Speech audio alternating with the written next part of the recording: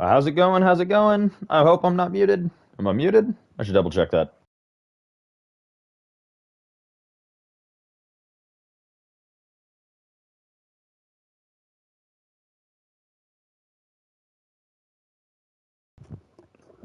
Nope, I wasn't muted, and then I muted myself. How's it going, everybody? Today is October 26th. We are nearing the Halloween season. It's been 8 days since our last stream. Got a little bit tied up, got a little busy. There was also a bug that was announced in the 1.0 something something 3 version, broke a labyrinth section, so I put the stream on pause for a couple of days. But we are back. Bloober has just patched that section with a new update, the zero point 0.5 edition.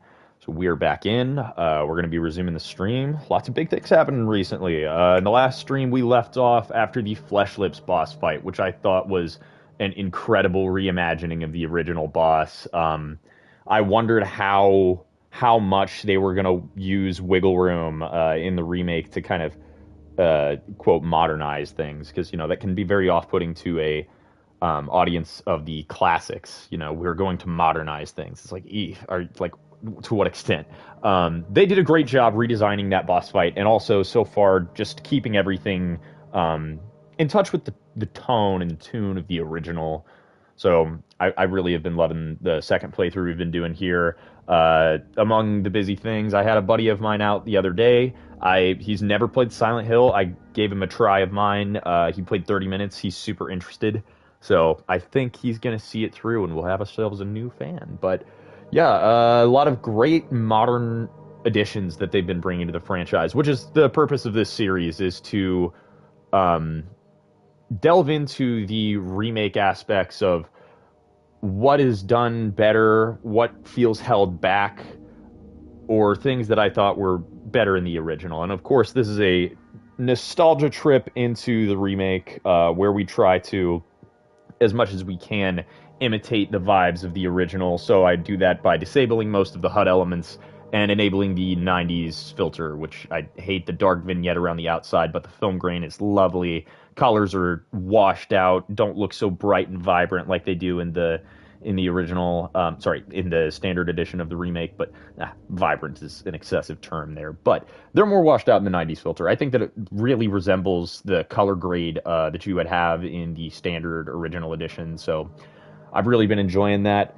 Again, big news recently, there was the Lake House DLC for Alan Wake 2. I just finished that the other night. It was great. I was a little frustrated, but that's only because I have navigational issues. That's my fault. Otherwise, yeah, solid overall. Very scary. Painted monsters are very scary. Other big news. Oh, Phasmophobia just got the announcement for just in time for Halloween. Just in time for Halloween. Phasmophobia is coming to consoles on the 29th with PSVR 2 support at launch, and you already know that I am going to be breaking that out and giving it a go in VR. I've always said, I think I've said it on this stream even, that ghosts are the things that terrify me most. So I'm really eager to get to delve into that, because I don't think there's enough ghost style games out there. Fatal Frame 2 is one of the scariest games I think I've ever played. So I'm eager to get more ghost games on the console. The fact that they're going to have VR support just outright is extremely exciting. Might be a little buggy at launch. We'll see. I know that console ports from PC-based games can sometimes be problematic. We've seen examples of that, but all that aside, it's been a great October season to be a horror game fan. I mean, between this and Phasmophobia just announced, and the additions to Alan Wake, I'm probably missing a couple others. I think someone just the other day said that Crow Country is something that I should have included in my fall games list, so I gotta queue that one up as well. I've really been delving into a lot of good stuff recently. Not really in the spooky games realm, but I just finished Mass Effect 1 for the first time ever the other day and was blown away. Not really by the combat and the gameplay elements, in terms of the actual combat, but the role-playing elements were mind-blowing. Again, I'm getting off topic. I'm getting very sidetracked. Yeah, it's been 8 days since the last stream, so I figured 9 days, maybe even at this point. I figured that we would delve right in and try and get ourselves caught up to speed. I am eager to get to the labyrinth section. Again, last we left off, we had just fought the Flesh Lips boss. I love the modern take they did on that boss, adding in almost like a phased boss encounter like you would see in a Souls game, where the boss kind of gets new attack patterns as it progresses. I really enjoyed that a lot, and they add some kind of arachnid-style movements to the latter stage of the boss fight, which makes my skin crawl, because I hate spiders. Either way, I've really been enjoying the remake. I've been missing it. You'll notice that my save games have changed a little bit because, again, I let my buddy try this game out so that he could get hooked on it. And yeah, he, I think, is pretty sold. So I gotta find where we left off, actually. Here we go. We had just made it to the Otherworld section of the hospital. Yeah, it was 9 days ago at this point. 10 days? Dang. All right. Well, without further ado, we'll dive back in. I would say that we're maybe a third of the way through the game at this point, maybe slightly more.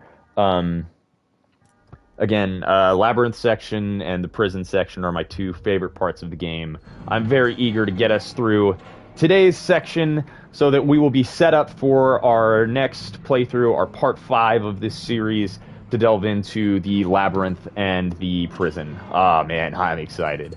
Hospital is not my favorite area overall, but I said this in the last stream. The sound design that they had here, I think it's Nightmare Haven or something like that, is the track from the original game. Just perfect. There are some tracks that are so perfect for what they did in the original, for establishing fear or just making you feel so off-put by just the sounds that you're hearing alone. This is one of those that I could not imagine them putting anything different in. Jeez, I got acclimated to the Alan Wake 2 control scheme, and now I'm going to be messing with myself on here. Like, run with L1, I think, right? Yeah, okay, I know where we're at. If you guys also don't recall where we left off, I have a terrible memory, so I need refreshers. Maria was with us. We were looking for Laura in the hospital. That's when we encountered the Flesh Lips bosses. We left Maria behind. She was in a hospital bed, just resting for feeling sort of sick. It's just a hangover, is what she said. Looking for Laura in the hospital, and Laura shoves us into a room and locks the door because she's a little asshole.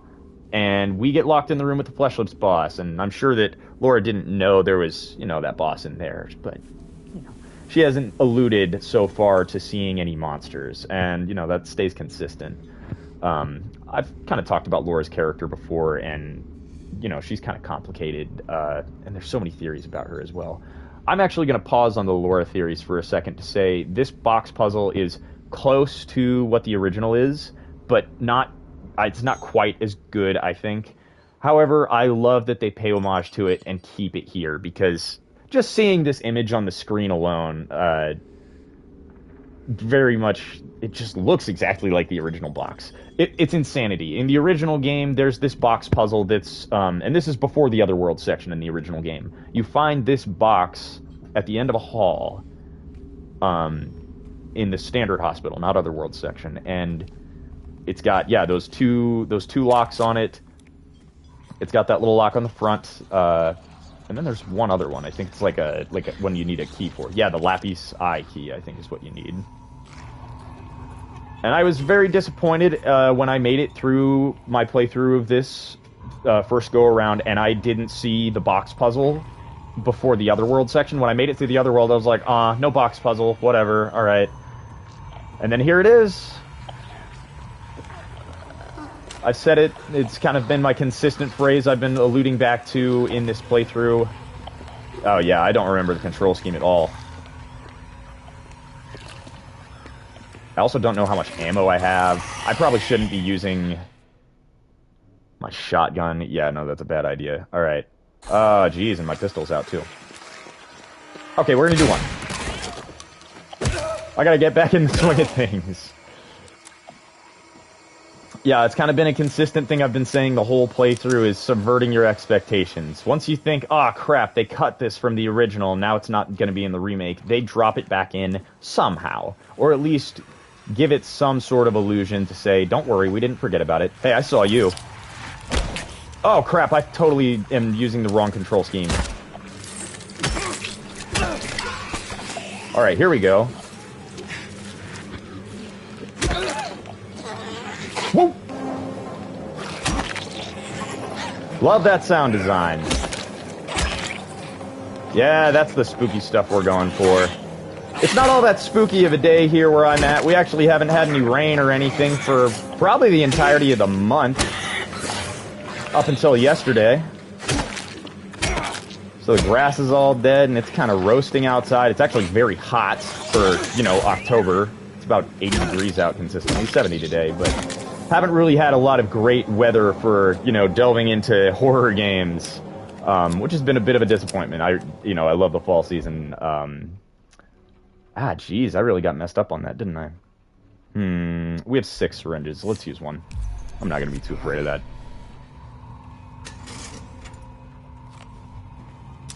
Yeah, so it hasn't been a very conducive weather for horror gaming as of late.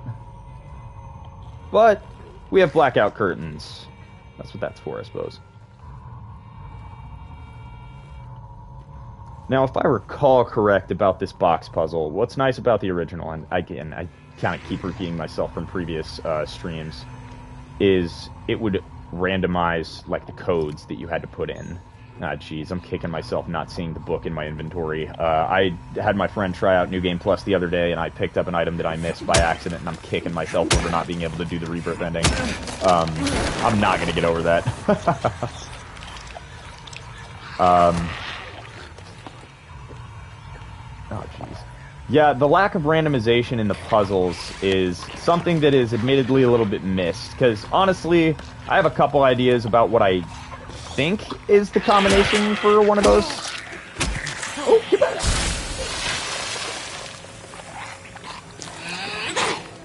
I'm still using the Alan Wake controls.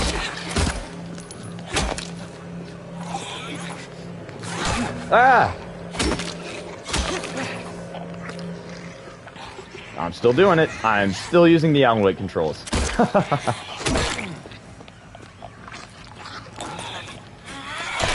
Ah, crap! We're getting messed up here.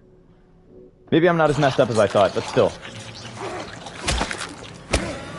The nurses are the bane of my existence. I would take 1,000 mannequins over 3 nurses.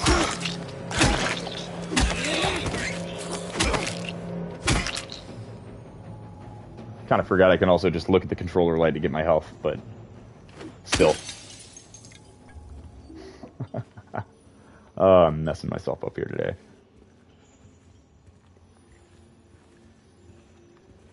Alright. I don't think I'm missing anything in here. I think I was supposed to push that earlier, and I didn't. I'm not doing too great about the lack of interactive indicators, obviously. But I love the immersion. I saw somebody say this the other day on some forum somewhere. What game were they playing? I forget what they were playing, but they were like, have you ever... Oh, it was The Last of Us. They were like, have you ever played The Last of Us on Grounded and disabled all of the HUD and everything? Like, it's way more scary. And I was like, yeah. Like, of course it is. It's that immersion. Is this where I'm taking it? Am I putting it right here? No? Okay. Okay.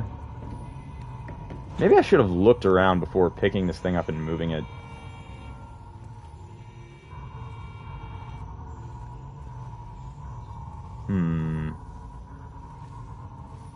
They really did a great job with the Otherworld environments. Early on in the gameplay trailers, I remember seeing clips of it and being like, it looks less Silent Hill 2 Otherworld, and it looks very Silent Hill 3, Silent Hill 1 Otherworld, but I think they do it justice. It feels like they blend the two Otherworlds a little bit more to give them a bit more overlap, rather than just say that this one is for James specifically, which, like, yes it is, but... Yeah, look at me, I'm a goofball. Yeah, they do a great job with the environments, with the like, disgusting-looking textures, and the sounds, everything all wrapped up in this, like, gross, covered in, like, pus or something, white plastic. Come on, dude. There you go. James could never use a shopping cart.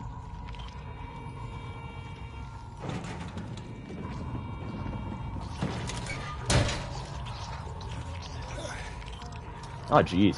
See, like, the chains and stuff, I was kind of, like, put off by that and thought that looks so Silent Hill 3. But then I kind of thought about it, and the chains and all of the barbed wire and the fencing and stuff is very conducive to James's Otherworld still. The symbolism is still there. Oh, jeez. You're a mad one. You are angry.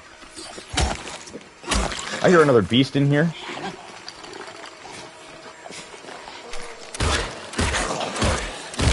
Ah! No!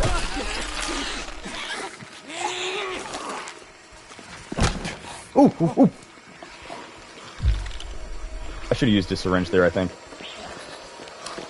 Oh, jeez, another nurse. Ah! I'm out of ammo! Am I out of ammo?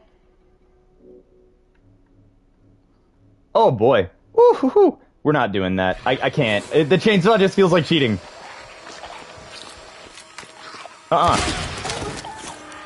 doing that.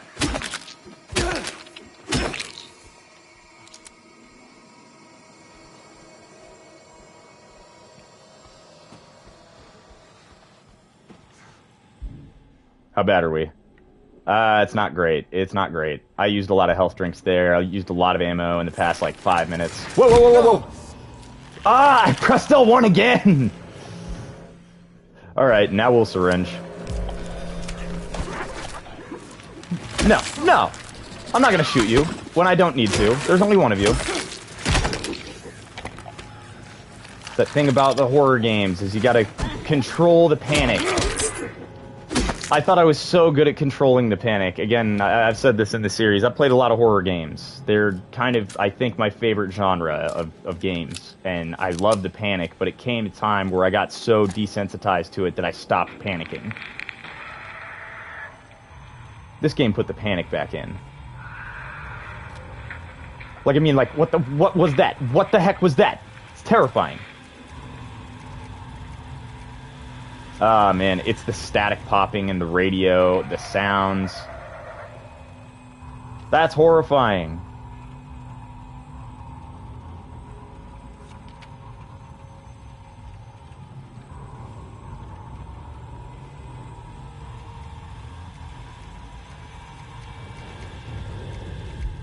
Ah, you guys remember I was talking earlier about Maria and how we left her somewhere. This is the room she was in. She's gone. And what's left in her wake? These pill bottles. And this photograph. Apparently there's like 30 of these, I think? Something like that. 30 or 40 or something like that. There's a lot of them. Man, was it this room in the original? In some room somewhere, there's like a hand in the window. But man, this ambient sound in this room is like, oh, it's terrifying. Like, that's something that Resident Evil doesn't do all that great, except for, you know, maybe Resident Evil 7 is that, like, haunted kind of horror. It feels like the sounds from the radio that were in that room just there, and that pulsating sound in this room. The few other horror games opt for that. Ah, there's a few. There's a few.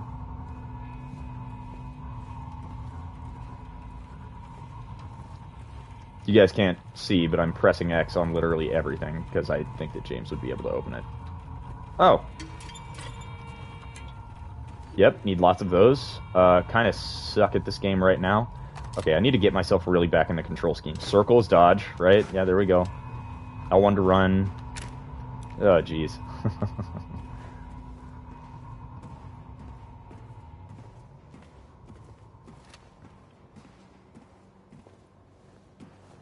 Yep, definitely got a little panic setting in. Should be checking our map. How do we pull open our map? It's not triangle. Oh yeah. This was another cool feature that somebody on Reddit pointed out, but I, probably would have found out if I would have paid attention to it. You'll notice that the map kind of looks kind of wet-ish in some spots. Again, very James Otherworld giving. That water theme, that kind of mildewed, musty that they go for.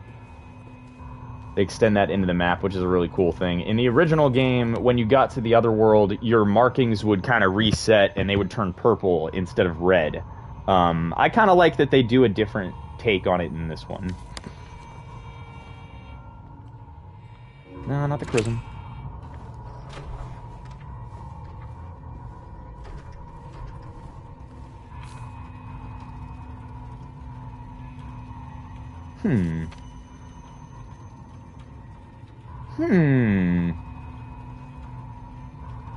It's like a Rorschach. It's not like a Rorschach.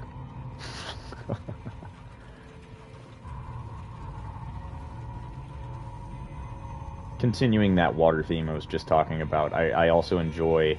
You can definitely... Like, the presence of rain feels so much more prevalent in the remake. Like, there are a couple times in the original game that you're like, oh yeah, it's raining. But you don't really think about it when you're in the hospital, or especially after transition to the Otherworld. It's like, it's raining outside, and then once you come back inside, it just, you know, you don't hear the rain sounds anymore. But I enjoy here that they go to the... Whoa! That's cool!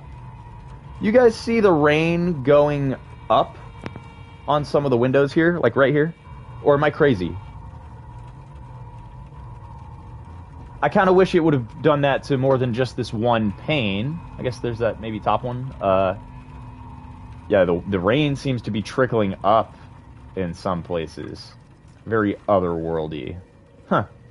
I don't know. Could also be a visual bug. That's kind of the cool thing about Silent Hill is if it seems like a visual bug, it might honestly not be. Yo, dude, I wasn't ready to do that. Could you go back here? I want to check the store. Speaking of visual bug, I think that there's one, like, moving walls sort of texture that's somewhere after this. Oh, wait. One more room. Oh, yeah, I see it in there. We need supplies. Let's go get it. Apparently they either break or remove one of these moving walls sort of textures. Bummer how, because, yeah, I love those in Silent Hill 3.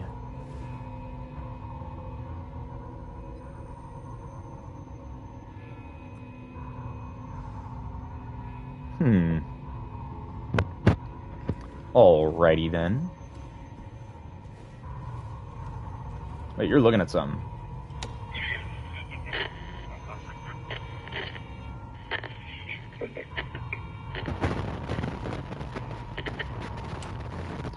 Okay, spooky. Again, radio popping and static like that just kind of freaks me out. Man, the colors they use in the Otherworld are perfect. This was a puzzle that I wasn't, like, a huge fan of. I get it. But again, they don't, like...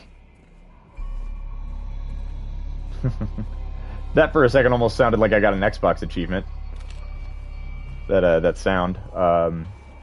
Yeah, I'm 90% sure those numbers are going to be the exact same, which it's like 5995 or something like that. We'll see. We'll see. I'll actually do the puzzle instead of just, like, skip over it.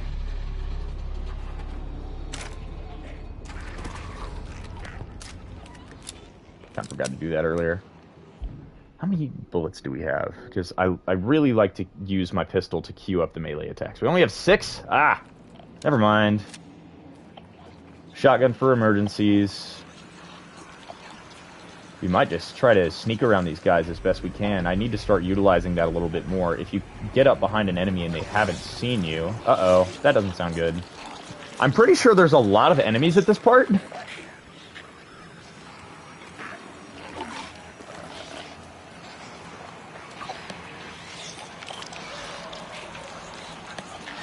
Holy cow. Oh, the 3D sound is so good. I can hear them. They are everywhere.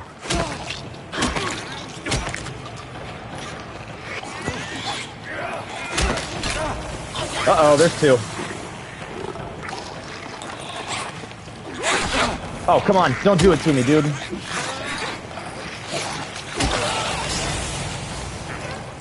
Stomp it. Get it. Get that one. He's gonna turn over. Get back. They ain't finished. It ain't done. I do kind of miss something from the original where if something was still alive on the ground and you were stomping it, it would writhe a little bit. Yeah, you can tell that they react, the bodies react, but it feels so much more otherworldly and strange to see what is in your head, a corpse, something that's totally dead, And then once you stop on it, it reacts like it was just playing dead almost. Like, yee. It's creepy. Then again, your radio would kind of give away if they were still alive or not in the original, but, you know, what you gonna do? I think it does that in this one too, but I'm not overly concerned about it. As long as they are faithful. That was kind of my big thing going into the remake, is I was like, they can do whatever they want with the combat. I want the story and a lot of the dialogue to be faithful, and it is for the most part. I'd say there's 1 or 2 points, which I've said this, just kind of missed the mark a little bit in comparison to the original, but standalone is fantastic. I was very glad to see that my friend was interested in playing through this game in its entirety, because we're gonna say it's really good, and I would like more people to be able to enjoy this series. How are we supposed to get through there? I suppose we'll see. We'll figure it out.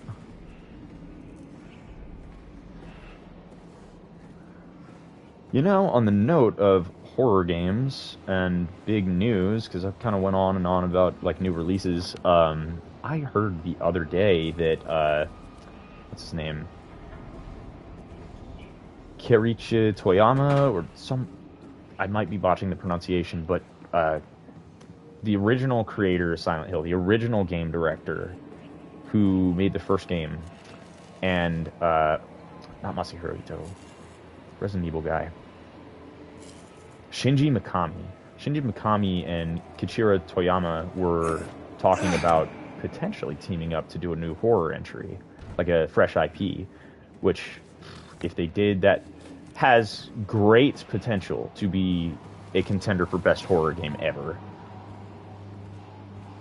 Toyama, after he did Silent Hill, actually left the series, or left Konami, I think, and went and did the Forbidden Siren series. Alright, we're back up on our health stuff. What you looking at, James? There we go. Yeah, that would be a killer. That would be an incredible game. Or maybe it wouldn't. Who knows? I think it would be great.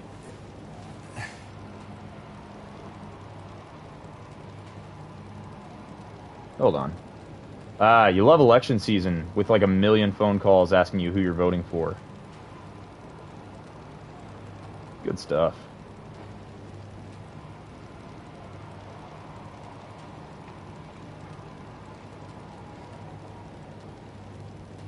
Oh, hey! And great news! My friend just finished the Resident Evil 4 remake, and now he's got to play the original. We're getting some new fans. What a great time to be a horror fan. Getting remakes of all the good ones, and they're all great. You get Silent Hill 2 remake, the Dead Space remake, which again, I feel like didn't really need to happen, but was very welcome. They had a lot of great additions that, you know, brought a lot to the table, but I'd say you could play, just like Resident Evil 4 remake, this remake, and Dead Space remake, you could play the original, totally get a full experience like you would with any of the others. Play the original, play the remake, do them both. I'd say both. Definitely both. Okay, 9659. I was a little bit off there, but definitely the same numbers as last time. So, yeah, a little bit of a letdown there. I love the variety that the original had in terms of puzzles, because you couldn't just, you know, go through and do the same thing. Maybe at some parts, sure, but 1 or 2 moments you really had to, you know, figure it out. And man, that box puzzle in the original was a doozy. So yeah, box at the end of this hall, and it's got 3 locks on it. 2 of them are combination locks. One of them is a padlock, and then the last one is the lock on the face of the box itself. You do all this work to get the box unlocked, and inside is, you open it and the screen says there's nothing inside. I remember doing that puzzle, and the first time doing it, gosh, it feels like the original is so obtuse with some of the puzzles that trying to figure it out was just absolutely grating. And once I finally got it done, I was overjoyed. I get to the end, and once it said there's nothing inside, I was like, this is a joke, right? Which it kind of is, because yes, there is something inside, but it's a couple of strands of hair. Which is also, like, a huge letdown because you just done all this work to get a couple strands of hair, but there's a purpose to it. You know, it's part of a greater puzzle. Larger puzzle, I should say. Did I not go through there? No, I did. I'm trying to find the elevator. I think I need to go back to the first floor, right? Yeah, I think I got some stuff to do down there. Oh, it's just at the elevator at the end of this hall. Yeah, very much enjoy the puzzles in the original. I like some of the puzzles here, just maybe not quite as much as the original. What is that? Gross. Oh gosh, I want a Silent Hill 3 remake so bad. That'll be so killer. I'm gonna say it probably every playthrough until we get it.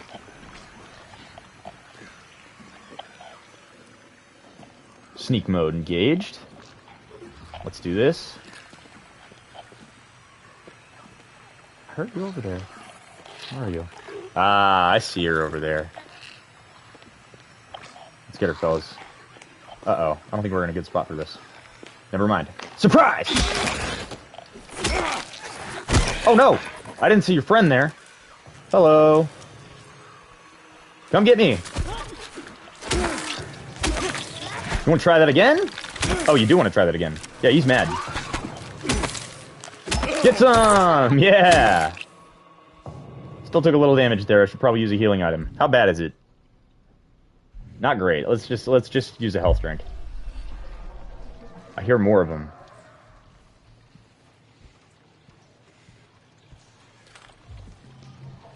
Gosh, the swarm of people in the past, like, 10 days who were like, holy crap, I thought I was good at horror games. Like, I thought it was no big deal. I could play whatever. And then I played Silent Hill, and I'm like, dude, you don't even know. You don't even know what's coming.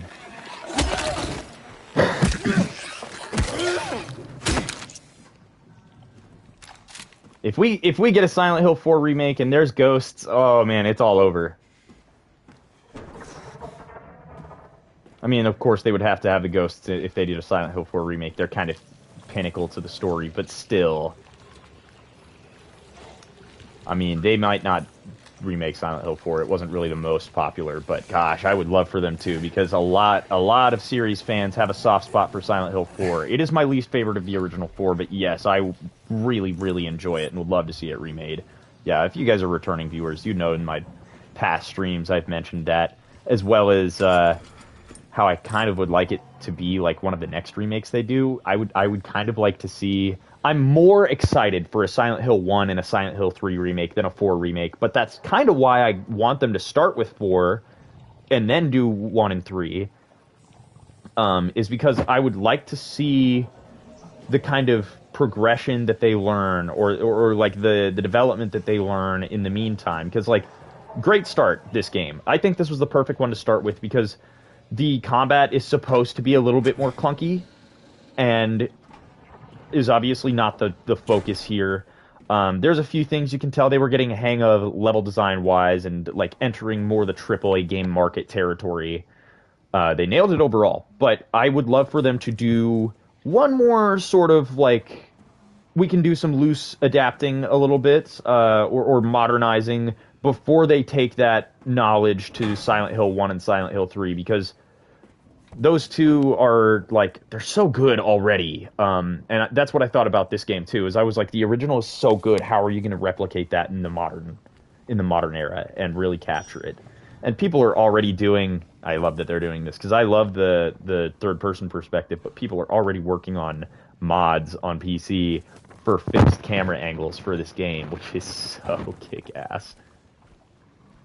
Yeah, I've turned tail. I really enjoy fixed camera angles.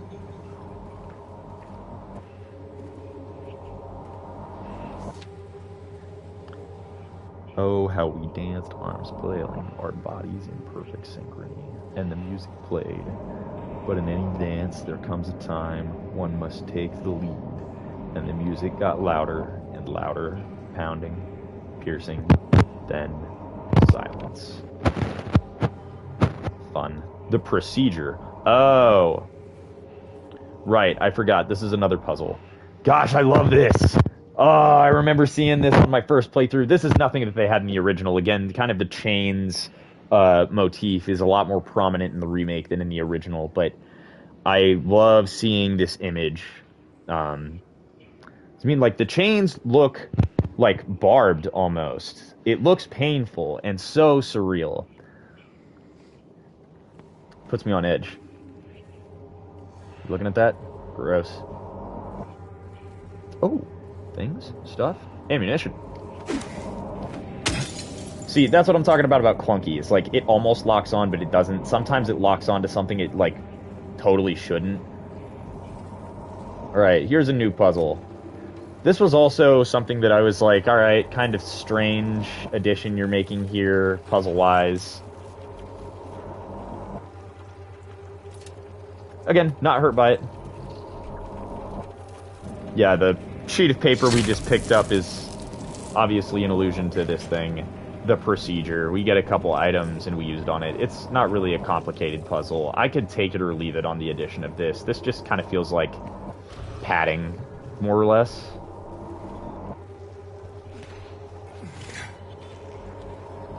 There is an ice pick that we use, like for a lobotomy, and I kind of like that they put that in here because, you know, again, it alludes to those themes of mental health that is particular to Silent Hill 2. See if we can't get the drop on this one. Or maybe she'll get the drop on us. Ha-ha! Oh, you didn't fall over? Ooh!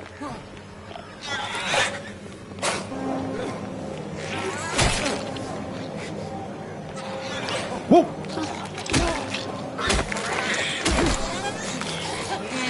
Oh, no, no, no! I could have swore I got the drop on you, dude. Health drink. Alright, I saw you coming. Yeah, I really don't want to deal with you right now, but I guess I have to. Ah! That's what I'm talking about right there! Like, not in a good way! Like, you got two enemies in the same room as you, and you're not screwed, but you're gonna have a pretty hard time. Because I fear that James is about to... Okay, I thought he was really gonna switch his lock, his soft lock to the nurse again. I really love the combat encounters. Like, not because of their fun or whatever. Hey, you gave yourself away. You are not slick, man. It's the sound that I like. They don't really have this kind of... Well, they do a little bit, just to a lesser extent. Like, I guess combat music?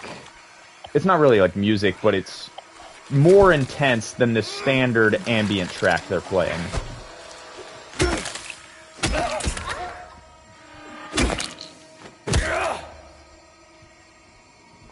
It's like you can feel those stingers picking up the strings.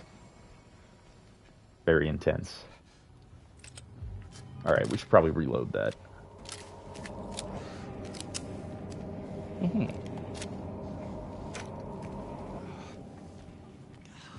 Alright, health's not perfect. That's okay. We'll leave it for a minute. Got something in here?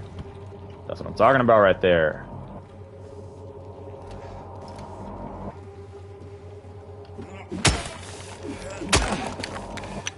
Come on, dude. Hey-o.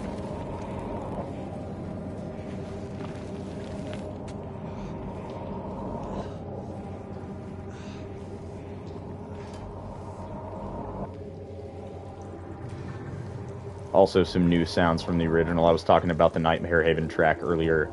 I like that they have a lot of the original tracks for ambience, but they, again, keep it fresh by adding the new ones. I mean, this area is way too large to just have a single ambient track playing throughout, which is, again, why I enjoy those additions for sound for combat encounters. Ah, we're going in circles. My directionally challenged nature is showing. D3 looks not broken to yet. Let's give it a try. What about you? Locked? Not locked? I probably missed an item in here. I'm kind of doing very poorly at... there's that soft block. I'm doing poorly at watching James's head for picking up items. That's why I'm taking it a little slow. I definitely went through here earlier. Alright, we've got another... We need to find the ice pick for the surgical chair. Might not even be on this floor.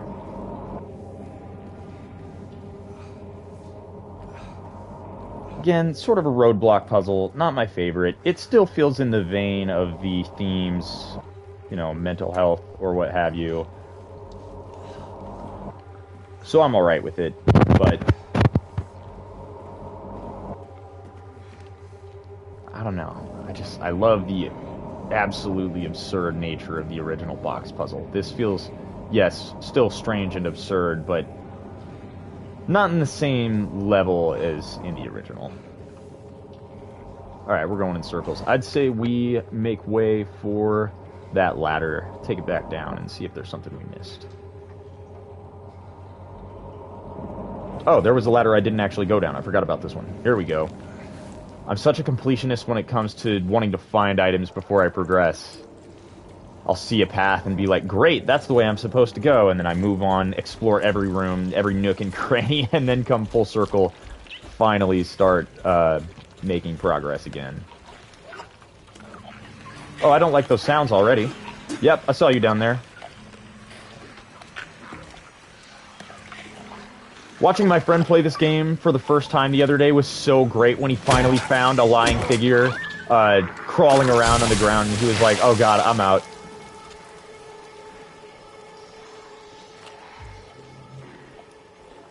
I get it, buddy.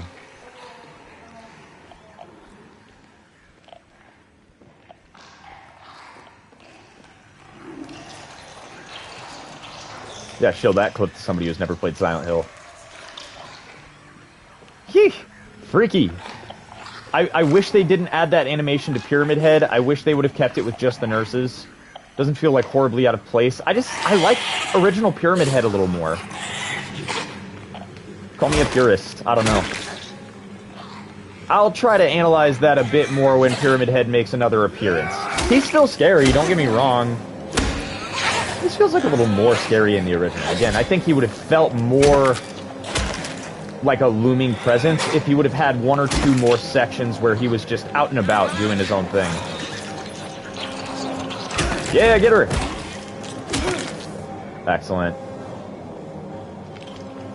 I use so many of my Bloodborne tactics in this game. I guess it is almost muscle memory as well to tap the circle button to dodge into an enemy to start your attack. Definitely something that I feel I picked up in Bloodborne.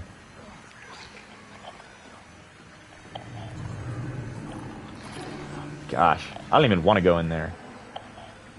No, let's check our health. If it's bad, yeah, it's pretty bad.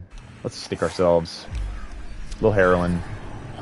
Okay, I saw a mannequin on in the corner over there. Let's go for this guy first and just draw him out. I dodged way too early for that. Ooh, did you see his dodge? I haven't seen that animation yet. He just rolled it. Except he rolled backwards, which made it kind of freakier.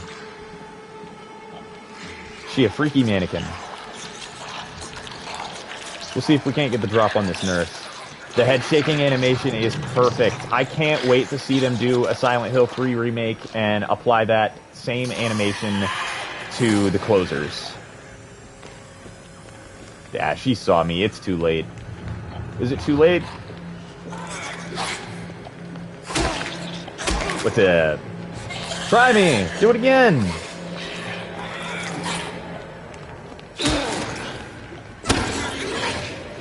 I'm also seeing a couple more animations for James's swing that I wasn't seeing before. Kind of that heavier swing after a dodge. Not bad. Okay, we're getting this down. They spoke too soon. I spoke too soon. You got so much health, man! Oh, would you chill out? That's more like it. Man, they're tough. I feel like the range of possible health that the nurses have is way wider than any other enemy. Like, the mannequins are pretty consistent in how much damage they take before they go down. Same for the lying figures. There's a little bit more variety there, I think, in health pools. But man, the nurses sometimes just are little tanks. Little Sherman. Alright, we're chilling okay on the health right now, I think. So watch, we'll take like 1, 2, dodge, 1, 2, dodge. Okay, 2, dodge. See, like, he's already dead. You can guarantee that 5, maybe 4 to 6 hits total would take down a mannequin. Whereas the nurses, it feels like 4 to, I don't know, maybe as many as 12 sometimes. I could be exaggerating that. We'll try and count that next time. I'm curious. Oh, God, thank God for the question marks. Yeah, exactly what I was looking for. This is that ice pick we need for the puzzle I was just at. Let's continue. Wait a second. Wait. Yeah, I should probably explore the rest of the floor. Like I said, I can't just not. Completionist. I heard something. Is it over here? There's something dead over there. Okay, I guess I've already been through here, but I missed some stuff.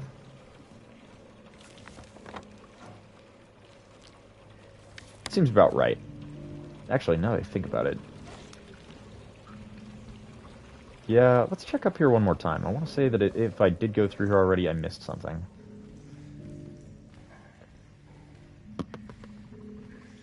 Ooh, what is this? Oh, dude, cool, here we go. You are only waiting to be fed. Wait till you're fed. What's obscured? Bring your loved ones to the feast. Interesting. They do have some good, weird, nonsensical stuff. I was a little overly critical of just written editions that Bloober Team had, because I love the Japanese writing of, like, what they think would be American. Like, you know, there's a lot of research the original developers put into the game, and a lot of that included, you know, different movies or TV shows or, like, existing media. And they did a great job at their adaptations, but you can still tell there's that barrier of translation that just made things feel kind of off. And in that way, the writing and the dialogue of the original, even in text documents, just felt like, I hate to keep saying it, otherworldly, just dreamy, like off a little bit. And because it's slightly off, just feels almost more wrong. Like, I don't know. There's a word I'm going for here that I'm missing. I guess surreal. Feels a lot more surreal, the things that are written. There are a few things in this that I do think are almost like too on the nose. Like, everybody had beef with the reap what you sow line written on the wall. I still, agree that feels a little too on the nose. Jeez, the scariest part of the game is just always the sound design, and that's something that I love is unchanged from the original, is they said, yeah, we're gonna add a lot of scares that are purely based on sound. Oh, geez, I didn't even think to look up. Oh, that's broken. Never mind. Let's not look up anymore. Woof. We're gonna act like that didn't happen. Okay, bad time to pull out the map. When the radio's staticky, it's not a good time to pull out the map. Where you at, dude? Oh! They do love hide and seek, these things. Come on, I see you. Come on! Yeah, everybody's got beef with the mannequins, but seriously, it's the nurses I've got issue with. See, like, look how easy that was to take down. I guess I shouldn't talk smack too much yet. We're not at the prison section, and there's a new addition that comes to the prison that I try not to spoil things before they happen, but yeah. There's some new things they start doing in the prison area that I'm, like, both looking forward to, but also I know is going to piss me off.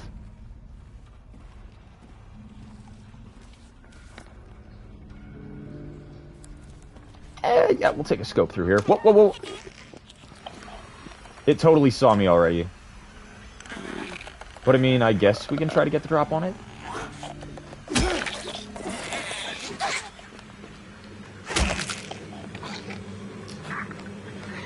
Take a swing. Swing, better. You were not pick of the league in softball, I believe, madam. Your swing needs some work. Let me show you.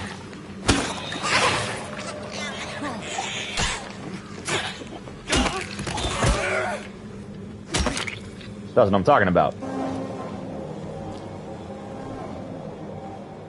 Wonderful new sound. I say the same things over and over in this playthrough about, like, the sound design is great, the areas are great, but it's true. All of the new sounds feel very much in the same vein of the original. And in that, like, I was worried about new sounds, and I was hearing new soundtracks before the game came out, and was like, I don't know if it's gonna hit the same. And for the most part, they really do. Yeah, I really like the new ambient Otherworld sounds that they add, but man, I'm so happy they kept the originals. So happy. Thank you, fellas and ladies. I could syringe. We're gonna health drink though. Still have a little stumble there. Poor James. All right. Right. Literally. Where is this? There's a ladder somewhere, right? Yeah!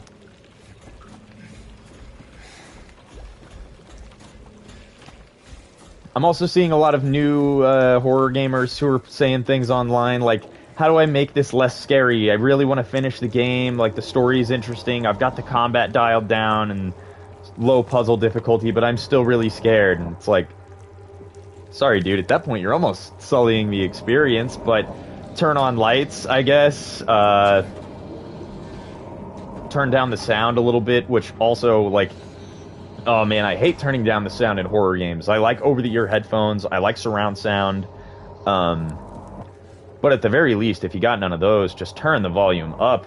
Ooh, so much more intense. But yeah, if you're having a hard time, you should turn the volume down a little bit. But just, you're gonna miss out on some small little things, like, I think they made the whisper sound at the apartments pretty prominent, but it would be such a bummer for somebody to just not hear that on their first playthrough. It's scary. All of the sounds they use are so great at enhancing the fear. Oh, hey, it's the Lapis key I was talking about earlier. Guess they do keep it in this. Kind of forgot about that. Alright, I don't know if we got everything we need. Spooky. Spooky, I love it. Alright. We need to go back to, I guess, the stairwell.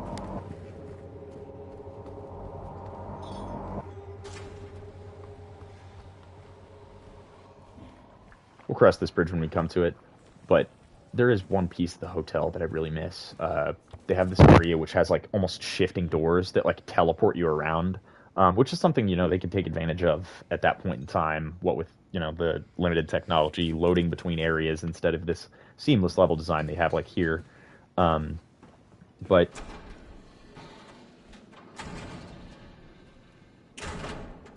are these just... Okay, I thought they just locked behind me. But yeah, I missed those teleporting doors thing. They don't do that in this, and I remember being so excited in the Lakeview Hotel, get to the Otherworld, well, quote, Otherworld, try to open one of the doors, and I'm like, here we go! And then it didn't happen. I was like, oh, that's one thing where they don't seem to subvert your expectations. They just kind of streamlined that part. I don't think they did a wonderful job with the final section of the hotel. It's serviceable. I'm not going to be too much of a, you know, stickler about that. Again, we'll cross that bridge when we come to it. What was it? 9569, something like that. Wait. Pull back up. Thank you. 9659.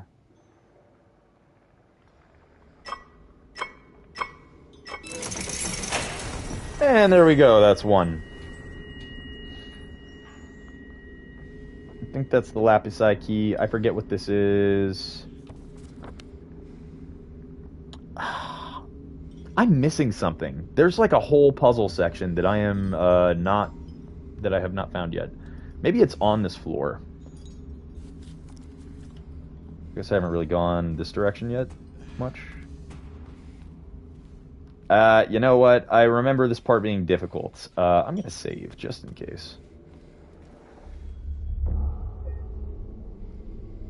It's been so much fun seeing so many new people come to the franchise. Like, again, I'm getting some of my friends started on Silent Hill because they never really gave it an earnest try. Because, I mean, it's old. I get it. You know, it's hard to get people onto games that have aged.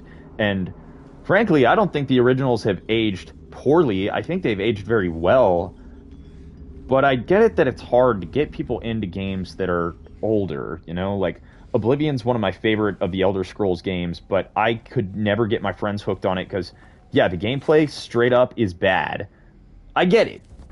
But the atmosphere and the encounters, enemies, and a lot of the items and the stories, the quests are so unique. So yeah, I try to get people hooked on Oblivion. It's hard. Same goes for Silent Hill, where I'm like, dude, this is like the greatest horror game story ever. And like the atmosphere and the sound design are so unique. You will, like, honestly, you should play other horror games first because Silent Hill sets the bar so high. Finally getting some folks onto it. But yeah, I still would love to see more folks, even who have just played the remake, say, all right, let's go play the originals now. And I'm seeing that online too. Super exciting to see people in the forums say, hey, new to the subreddit, new to the series, played the remake, it was amazing. Should I even play the originals? And everyone says the same thing, of course. Yes, you absolutely should. What's this? It almost looks like one of the nurses' hats. Does it make sense? We got some uniforms and things in here. Yeah, the original 4 are all still very much worth playing. Don't spend $200 on the internet for a physical copy. They are available online. PC style.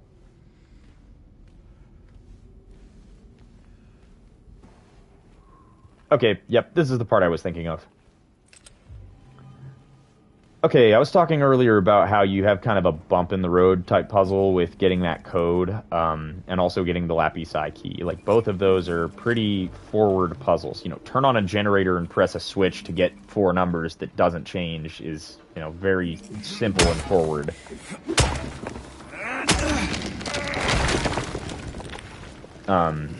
Find 2 key items and move the arms of this, what's it called?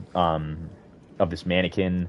Which I also like the presence of the mannequin, you know, it's creepy. It kind of reminds me of this mannequin puzzle in Silent Hill 4, which, that freaked me out. Again, there's so much supernatural ghost-type horror in Silent Hill 4 that, yeah, it got me.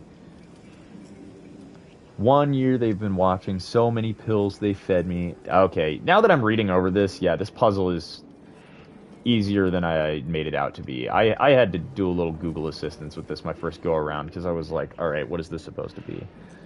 There's 6 pills in the sink. 1 is the first number on the thingamabob. Watch it go dark.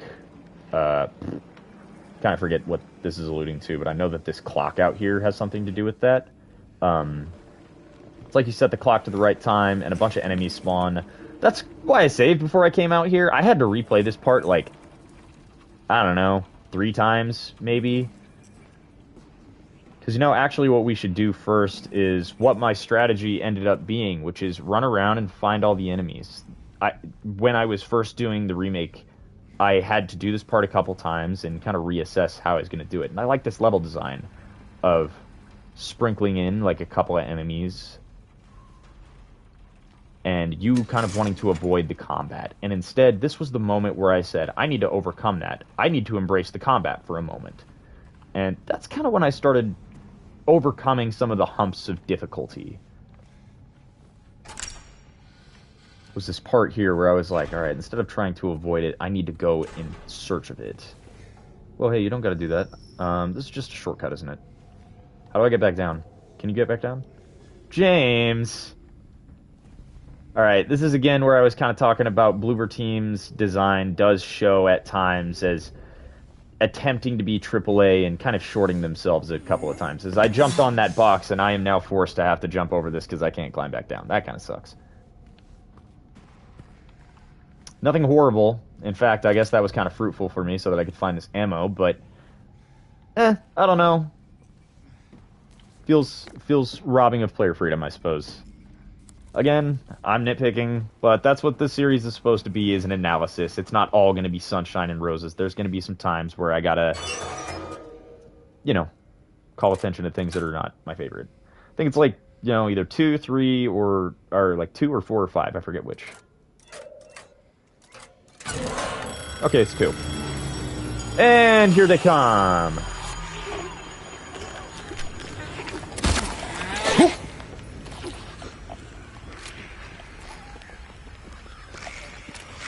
You! Haha!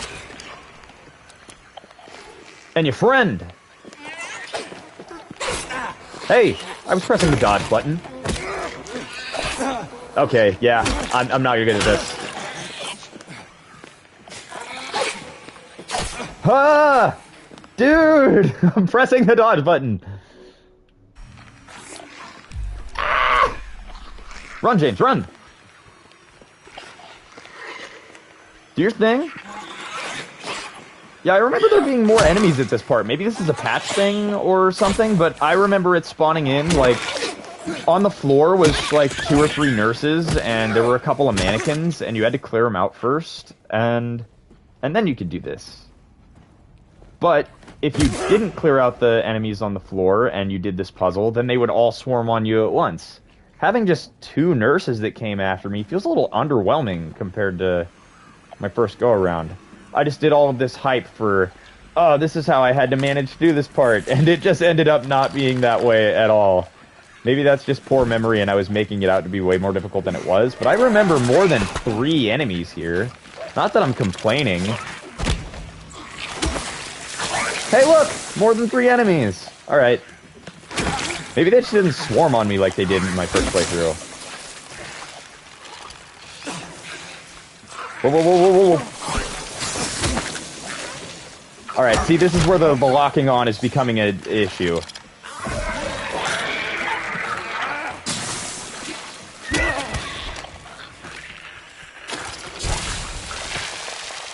Come on through.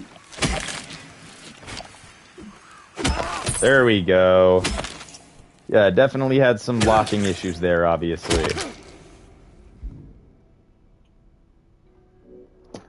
I hate using my supplies. Such a learned horror game behavior is to just not use your ammo, don't use your health items, like save that stuff for the boss fight, save that stuff for the end of the game.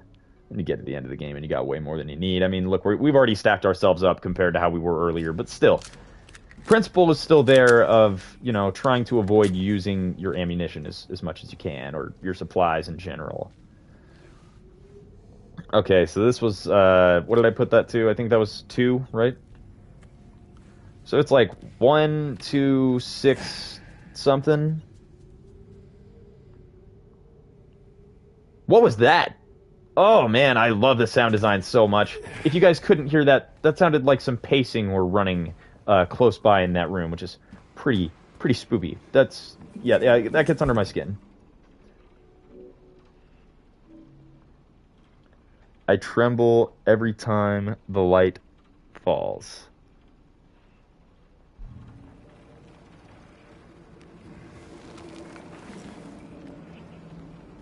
Is it like it flashes 3 times? Or is it flashes 2 times? That looks like 2.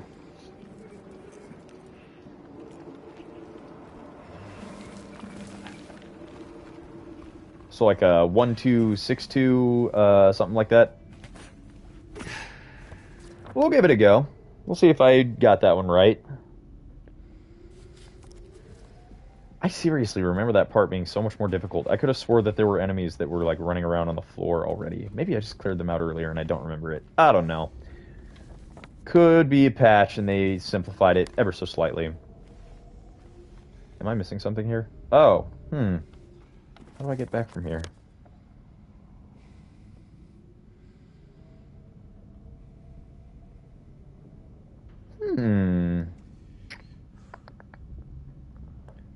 it's from that men's locker room.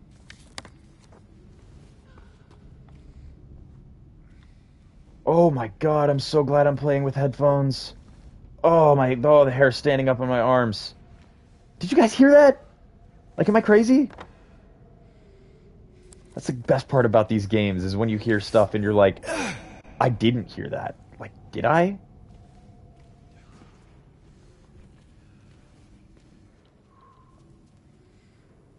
I heard it again. Oh, I heard the running. Oh, man.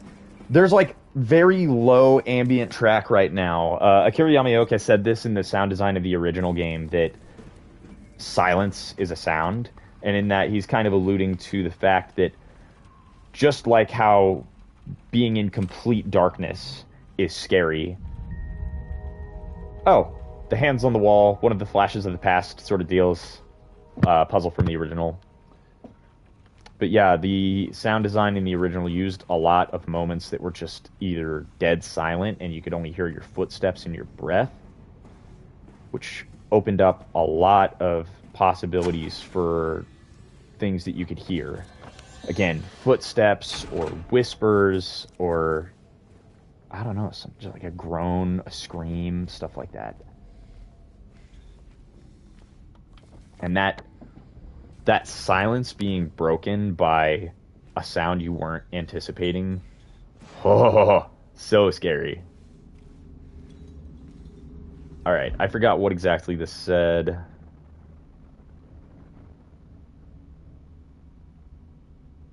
So I want to say this is 1622, maybe?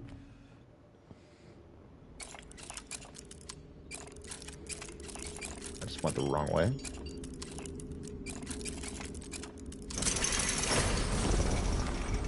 Outstanding, Marines. And we'll give it the key. And behold, what is in the box?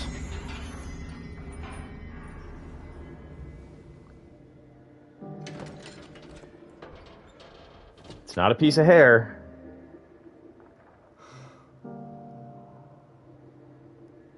But it is empty. Yeah, I do like what they did with that. The fact that it's actually empty is kind of funny.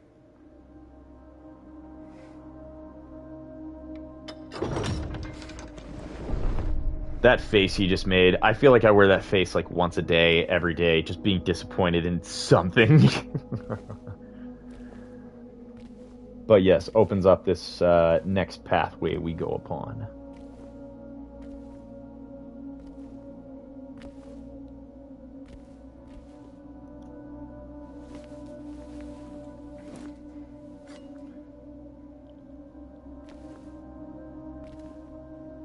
And this lady coming out of the door, this was also in the original. Obviously, they were using a lot of 2D animations at that point and were unable to, make it look as 3D. You could still tell if you were looking closely that there were arms coming out of the door. But yeah, it's this door that you find on, well, I think it's the second floor, third floor of the hospital. And now we're going to be in search of 2 rings. A copper ring and a lead ring. Both of which having their own sort of context in terms of, themes of the story or how they apply to James. Thanks for tuning in. Forgot about this. Another exciting edition of Trick or Treat, where you answer our questions correctly and win a prize beyond your wildest dreams. I don't think you can skip this either. You failed to answer correctly and receive the punishment. It's all in the hands of our lucky contestant, James Sunderland. Can I push the alarm button? Emergency! Are you ready to play Trick or Treat? Not really! Here's your first question.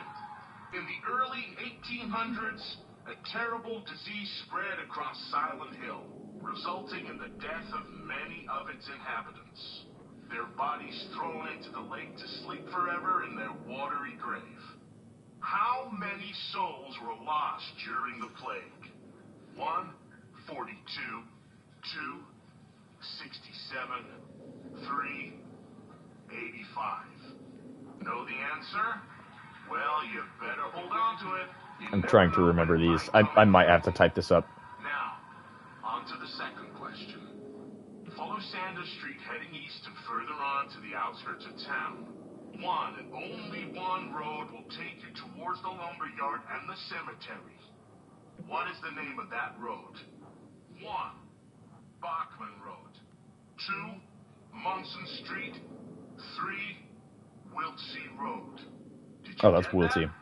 I sure as hell hope so. And for a third and final question, Silent Hill witnessed a gruesome murder a few years back. Oh, I already know this one.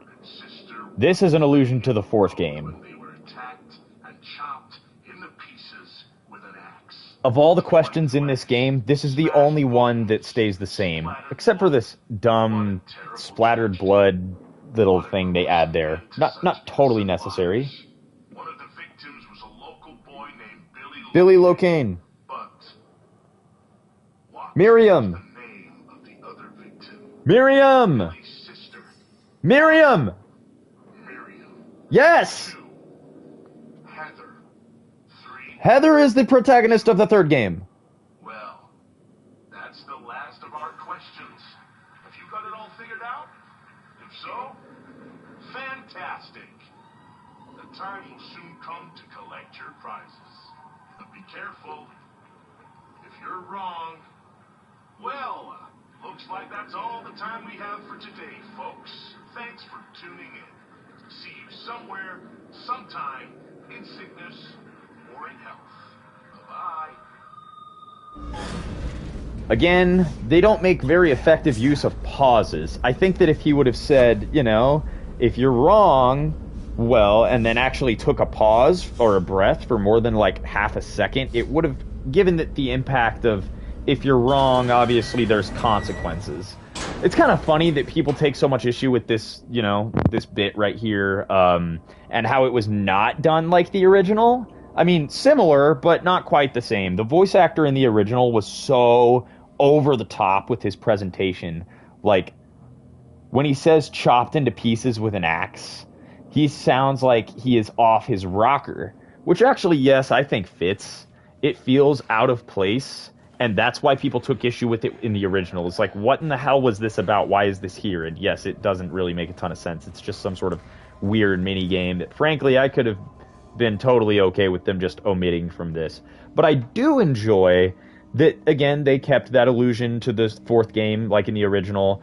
Obviously, they didn't have all that planned out. I don't think so, at least in the original release of the second game, that, you know, Billy and Miriam were going to be associated with the murders in number 4.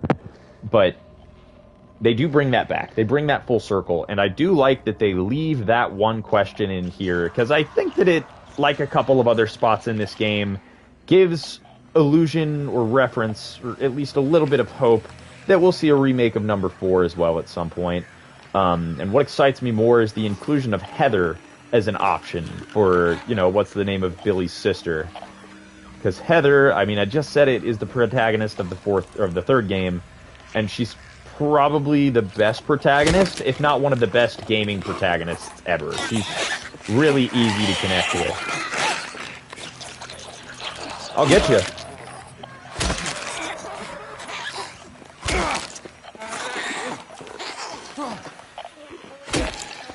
Can't see. Whoop. Uh-oh. I do like that you can kind of cancel an attack almost before you do your swing. If you mean to dodge, you can kind of have this split moment to cancel. I don't know if they had that input delay at launch. I do remember saying that when I started doing the combat, is that an input delay would be much needed here.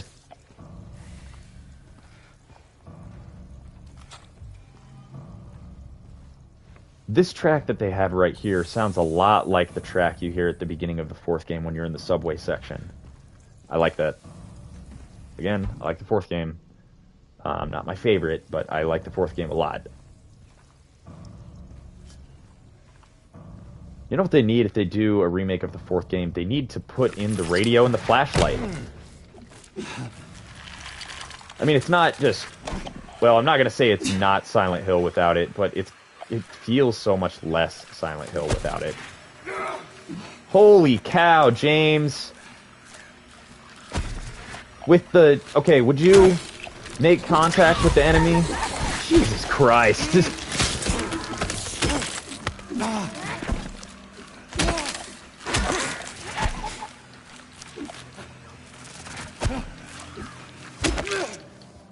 Okay, yeah, that was bad. On my part and game part, that was bad.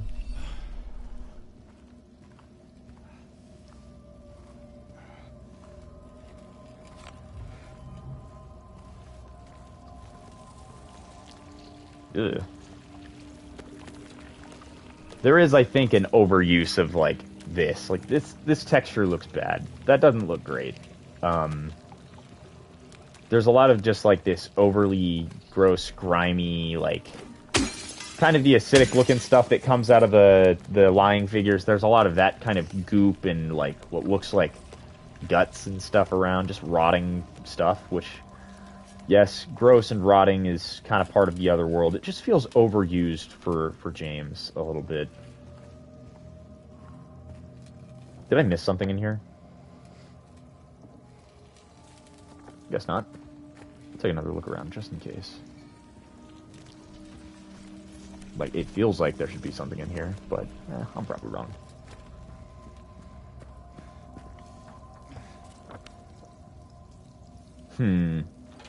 Blocked off, but there's the stairwell.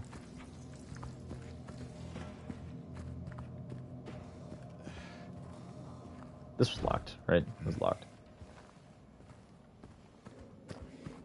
I'm so good at going the wrong direction. It's probably one of my greatest talents. Hold up, hold up. Yeah, I thought you were looking at something, and there's nothing in there.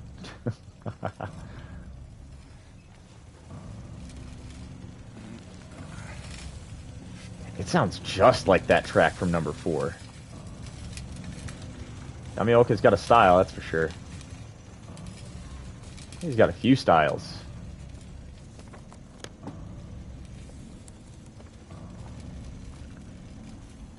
Pretty easy to pick out in a crowd. His particular sound design for sure.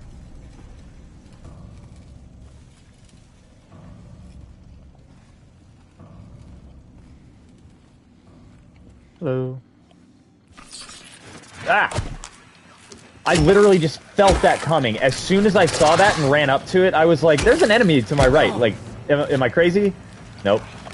Paranoid, but not for a bad reason. Dog, you gotta be... Oh, come on!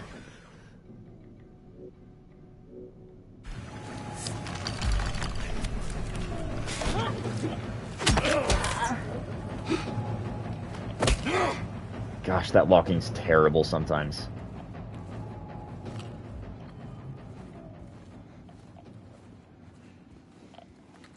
It's not bad, it just needs a little polishing. What's ironic about that, the developers for Alan Wake released this update and said something about polishing some of the gameplay, and then, you know, in the release notes said something along the lines of, but we've been working on this game for so long that frankly we don't know the difference anymore. Pretty funny. Dude.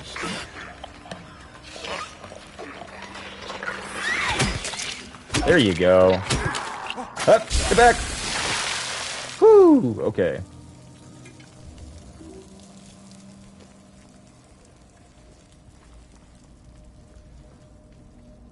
Missed anything over here? Probably worth a scope. Ah. What about back here? I think this is dissipated. Yeah, nothing. Okay. Let's bounce.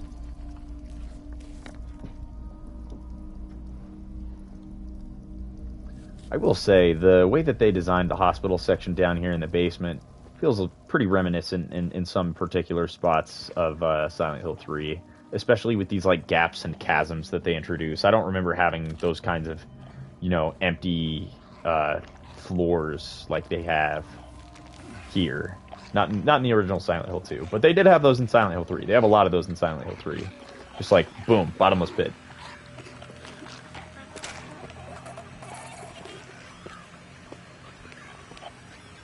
Let's get up there. Get it, James? No! Literally at the last second! You are a bastard! I'm not doing your shit!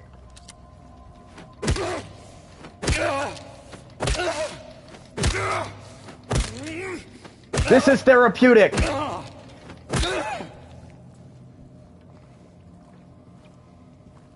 Alright, now that I have that out of my system, let's roll.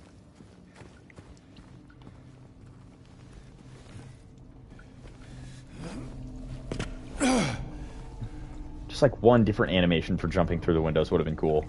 Like different camera angle, something. The cut camera, pull camera look, it literally just looks like The Last of Us. It feels lazy. Again, I'm nagging. Shouldn't be something I nag about. There's, other things that are actually worth nagging about. Oh, hey. Look, a copper ring. And it seems to have, what, like an octopus or something on the front? Or like a spider, I think? I could never really make out what it was. James. Mary. Oh. Maria, I thought... Sorry. Anyway, I'm glad you're alive. Anyway? What do you mean, anyway? I was almost killed back there. I have never been so scared in my whole life. All you care about is that dead wife of yours. You couldn't care less about me, could you? No, I just... Then stay with me. Don't leave me alone again. You're supposed to take care of me. I'm not gonna lie. Up until about right there, up until she about embraces him, I don't like the way they did this cutscene. Like, so much better in the original that it kind of hurts. This is the only cutscene that I would consider I was disappointed in. So what about Except, Laura? again, after the embrace, she does a great job. Hand on the hips, the looking over the shoulder. Yeah, but she ran away. What? And that's not entirely the fault of the actress. We have to find her. Yeah. The anyway in the original felt so much more guttural, like a gut punch. You really But what seem to made care it... about that girl. What made it more intense was they cut back to Maria's face, so you could see her reaction after James said anyway.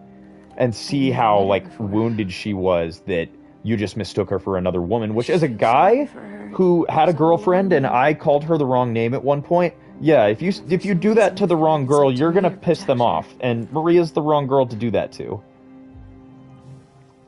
And sorry, I didn't really shut up during that cutscene like I usually do, but...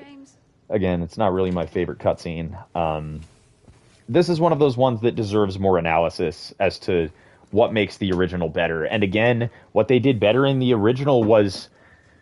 Well, for one, I think they had better animated, facial movements. Like, Maria looked so angry and hurt and wounded in the original, and when she said that she's never been so scared in her whole life, her eyes get so wide in that scene in the original that they look like... just unnerving. I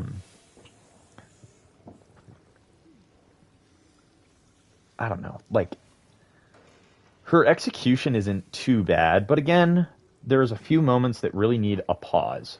Like a 1 second pause. That anyway could have used a pause, again, so that we could see the reaction on her face before she said how she was feeling. To let it, like, sink into her, like, holy cow, like, James just called me his wife's name, who's, like, not even alive anymore. And also, that dead wife of yours line also hits a lot harder in the original. And when you cut back to James, you can see that he is both, like, put off by the fact that she would address that so directly. Like, you're a madman on a mission to find your deceased wife. You're obviously a lunatic. Is what it feels like she implies there in the original, whereas in here it doesn't feel as sharp. It just feels like she's trying to wound him. It doesn't really do as good a job, but again, still, I'm not gonna complain too hard. It's just one scene. I do wish it was a little bit better done. The latter half of the scene is very well done, but again, I really wish that they would have had a little bit of a pause there, or at least, like, James hangs his head in shame in the original after calling her Maria, or calling her Mary.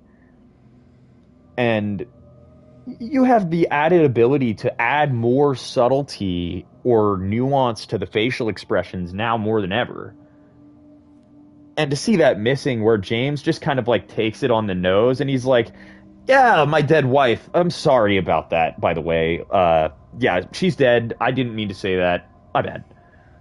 I don't see that same look of like disconcernment that he not only just pissed off Maria like horribly bad, but also is taking in the fact that, yeah, maybe he is an absolute lunatic for looking for his wife who is dead.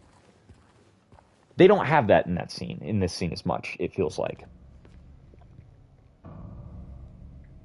I don't think I'm being picky. I was about to say maybe I'm being picky, and yeah, I am, but there's good reason for that.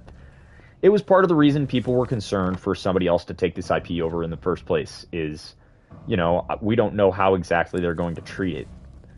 And yes, they did a good job overall throughout. That scene feels like if they would have spent like just one more day working on that scene to get it right, it would have been better. And again, part of that involves getting to see more facial expression and nuance. Let the characters' facial expressions tell what's going on in their head. Not just the dialogue. And also, some of that dialogue just didn't really seem to hit right in its presentation. Again, that's more just comparing to the original, but man, pausing to let a line or an emotion sink in, or even so you can, again, show what is going on in the character's head by the expressions on their face, makes the following line so much more powerful. When she says, anyway, what do you mean, anyway? It, like, cuts back to her for a moment after James says, anyway, I'm glad you're alive, and she doesn't say anything yet. There's, like, 2 seconds, maybe, where you can see her just fuming that James just called her Mary. And that kind of fuming attitude not being present here, again, I can see that there's changes they go for Maria's character that make her feel more like Mary. And, yeah, the less angry and more ticked, I guess. Maria. I don't know. It doesn't work as well. What are you talking about? I'm trying to keep things light, James. Just you. Yeah. Yeah, I'm complaining about it. But again, one of those added moments I really enjoy with Maria. A stroll in the rain, how romantic, and she's trying to keep it light. I like, I like that. It feels in line with her character. But also, I love this addition to them adding like the no ceiling and it's raining. Again, I said this earlier and I keep alluding to how the rain and the water themes of the game allude not just to, again, I always make the argument that in water is the canon ending to the game, but also I've been doing a lot of research on, themes and motifs in the game. Apparently water is just a universal known symbol for, the cycle of life and death, as it's something that's, essential for living, but also has the potential to take life. So seeing that kind of symbol throughout, and also the water cycle as a symbol of rebirth and renewal, bathing one clean. There's so many different symbolic motifs that go into the symbol of water. And the prevalence of water as a symbol in the remake is more prominent. And I really enjoy that they did that. Again, just a tiny little detail. I went on that whole tirade just because of the rain scene that we just saw. But again, it opens up a little bit more like motif recurrence and nuance to Maria's character, that instead of being like, what in the hell, it's raining, like, we're inside, like, what, this doesn't make any sense, that she's like, oh, how romantic. Tiny little subtlety that they add that I like a lot. I just went on this whole tirade about how I hated that cutscene implementation they did, and now I'm praising the game again. But again, there's some stuff that is super well done and some stuff that's not great. They do a good job here. There? I like this one. Yeah. You think you could give me a hand? You can see James finally opening up to her character a little bit more. Around here, how's a little girl like me supposed to help? Fine. Very slowly kind of opens himself to her more and more.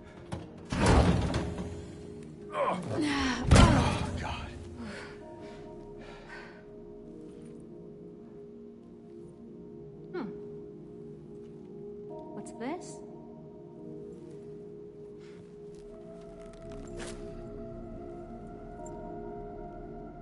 Not very cute, is it? Here, why don't you take it? See, this is a well-done Thanks. cutscene, but it's not the most pinnacle cutscene in the world. I do think that there is a lot of nuance to this, and I like that, you know, they keep... I was hoping they would keep the rings present in the remake, because this feels important. The copper ring, when you find it, and the lead ring, when you find it, both have a lot to do with Maria. I'm not really sure the symbology of the copper, but yeah, these are both, like, you know, elements that are prevalent in alchemy, as well as the symbols within the rings. This one almost resembles like a face or like a skull, I think. And the fact that it's also made of lead, it feels right So, that Maria would where'd be you the go? one to pick it up out of the fridge and hand it to James rather than James reach inside and grab it. She's giving him this ring of essentially death. Like, lead is not a metal with positive connotation. A skull on a ring generally does not have a positive connotation. And the fact that this sort of temptress character is the one who pulls the ring out and says, "Here, this is for you," feels important. I don't see a lot of people touch base on that. It feels, again, it's one of these puzzles that feels very inconsequential, but if you get under the meat of it, if you really get into the meat of it, it feels like there's more importance there than meets the eye. And, you know, that's to be said for pretty much any Silent Hill game, but I don't know, I'm glad that it's present here. There's also a lot of things that almost seem like texture-wise or image-wise are, like, exactly the same. The Silent Hill sign, the Silent Hill Ranch, when you first get into town, like, it almost looks like the exact texture from the original. Same goes for the box puzzle from earlier, and the ring's a little less so. Okay, yeah, made of lead, engraved with a terrified face. Feels about right. Engraved with a spider ornament. Maybe a Black Widow, perhaps? Again, we find this ring when Maria shows up. Copper, I'm sure, has a better connotation than lead in terms of, you know, alchemy. But, again, neither of these are silver or gold. They're these lesser metals or, you know, less enviable metals. And again, lead being associated with, like, disease or death almost. And the ring having this skull-like or terrified face image. The association of these two rings, and again, two rings specifically, not three, not one, is another allusion to, not really this bond, but it is allusion to the bonds of marriage, and almost this, like the guy was saying earlier, the in sickness and in health. And instead of health, we're more bordering on the in sickness, is what it feels like the rings puzzle alludes to. Holy cow, that just made sense to me. Hey!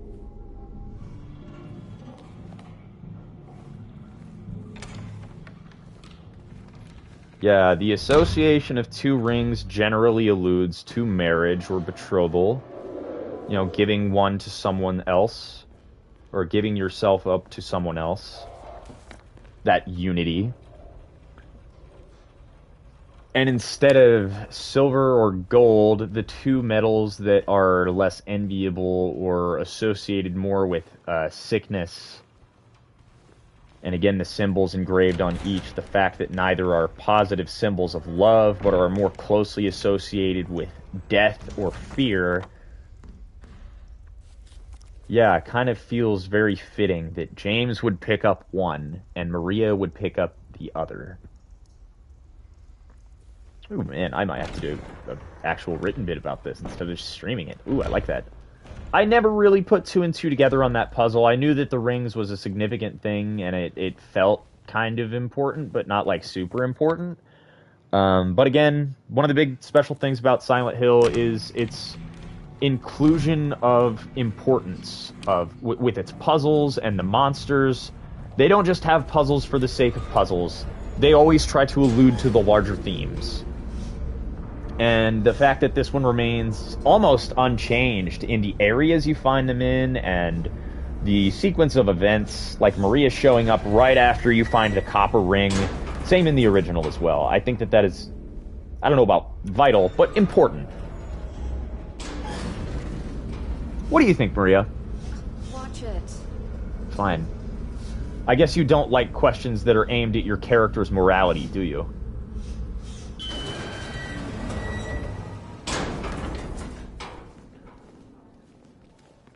See, Maria, this is crazy, right? Look at this box room with this, like, these pillars, and, like, there's no ceiling or anything. Oh, that's a door with arms coming out of it. No biggie. No big deal. You know, it's fine. Yeah, I like the box puzzle, and seriously, the texture looks almost identical to the original. If you Google Silent Hill 2 original box puzzle and look at an image and compare it to the image that was on screen earlier of me interacting with the box, you will literally think, that looks like a scan they just took out of the original. Not in a bad way. I like it. There's some writing in here. I kind of forgot about this. Yeah, this is another thing you find in the original game, but you don't find it here. It's got nothing to do with the door. It's, well, I mean, it does have something to do with the door, obviously, but it's separate from the door. You find this scrap of paper in somebody's room, and the way that it's written with, like, the lack of, you can see there's not a lot of punctuation, and the words just kind of fall into this run-on sentence.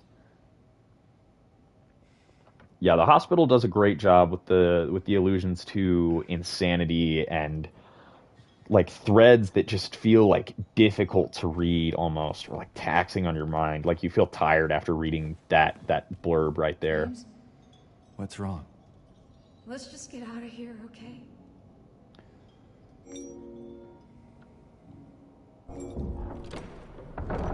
Here we go. Big scene right here.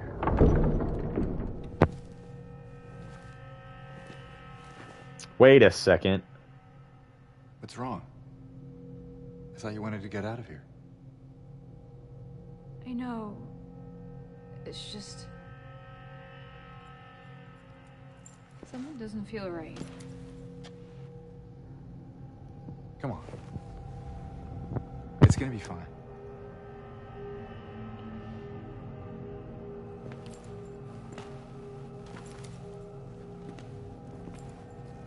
Yeah, see, again, this is another one of those scenes where you can see James giving himself over to Maria more. Instead of shying away from her when she tries to touch him, she doesn't even offer. He puts himself out there to her now. We're seeing a large character change in James from when we met Maria at Rosewater Park versus now. Earlier, we were so bothered by her not being Maria, and now he's almost trying to make amends for the fact, or that she's not Mary, and now we're almost trying to make amends for the fact that we mistook her for Mary. We're starting to believe her more as an individual person. And not only that, starting to give her more attention than we are giving to the mission of finding our wife. Temptress, seductress. And man, I do love this part right here. I'm kind of realizing I think we missed the, I don't know where we were supposed to put in the answers for the puzzle, but I'm not too worried about it. Maybe it's down, it might be next, I don't know. Probably not. I don't think it is. I know what's coming next, and I don't think we have the ability to do the puzzle now. Again, I'm not too stressed about it. Good sound work here. Spooky, ominous, ambient sound.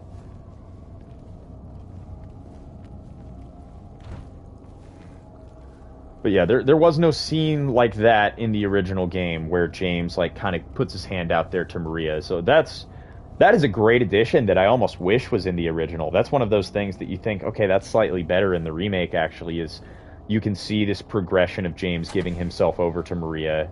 Whereas in the original, it feels like, yes, he regrets that moment of, oh, Maria, it's not Mary. You can see the regret on his face in that moment, but there's one moment about here, yes, that you can kind of see James give himself over to Maria a bit more, but I think that they They give it more progression in this. They elongate James's attraction to Maria more so that you can see these individual steps of James not trusting her, doesn't want to touch her, and then slowly but surely becoming more concerned for her safety and her well-being.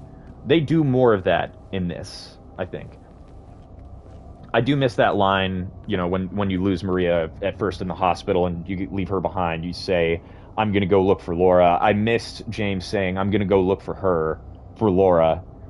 You know, that implication that he's going to go look for Mary, but he wants to reassure Maria. He's not looking for Mary right now. He's looking for Laura. Don't worry.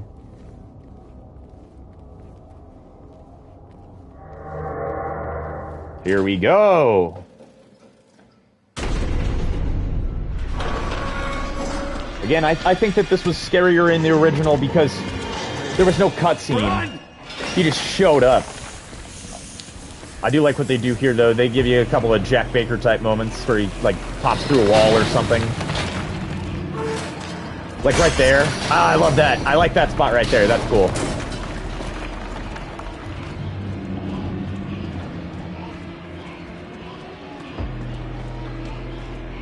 He's catching up, slowly but surely. Woo! There's that Jack Baker moment I was talking about. I forgot about that. I was like, I think he comes through the wall somewhere. I just don't remember where. There! An elevator!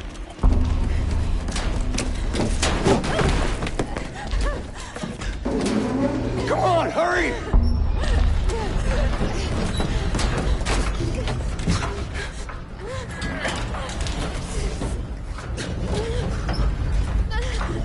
Also better in the original, I think.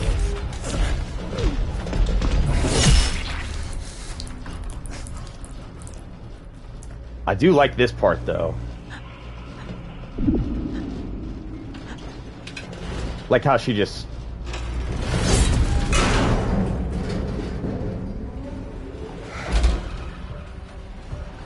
Yeah, seeing her get yanked out of the door is pretty horrific. This is that other moment I was talking about where James seems to give himself over to Maria a lot more. You can see that he is broken by the fact that he just saw someone who is essentially his wife's twin just get impaled before his very eyes. But what I don't like is James's lack of reaction to the elevator door. And Maria's. Like, you can hear concern in both of their voices as they, like, scream to one another in the original. Like, James saying, like, open up! And she's screaming as Pyramid Head stabs her. But again, that latter half there where she gets stabbed and she's just, like, dead, staring up into his face and gets yanked out of the door. Yeah, that's hair-raising. That's scary.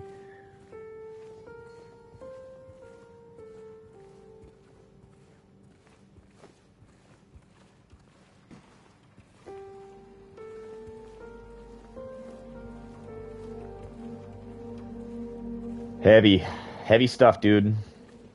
The Magdalene theme. This is obviously the new rendition of it.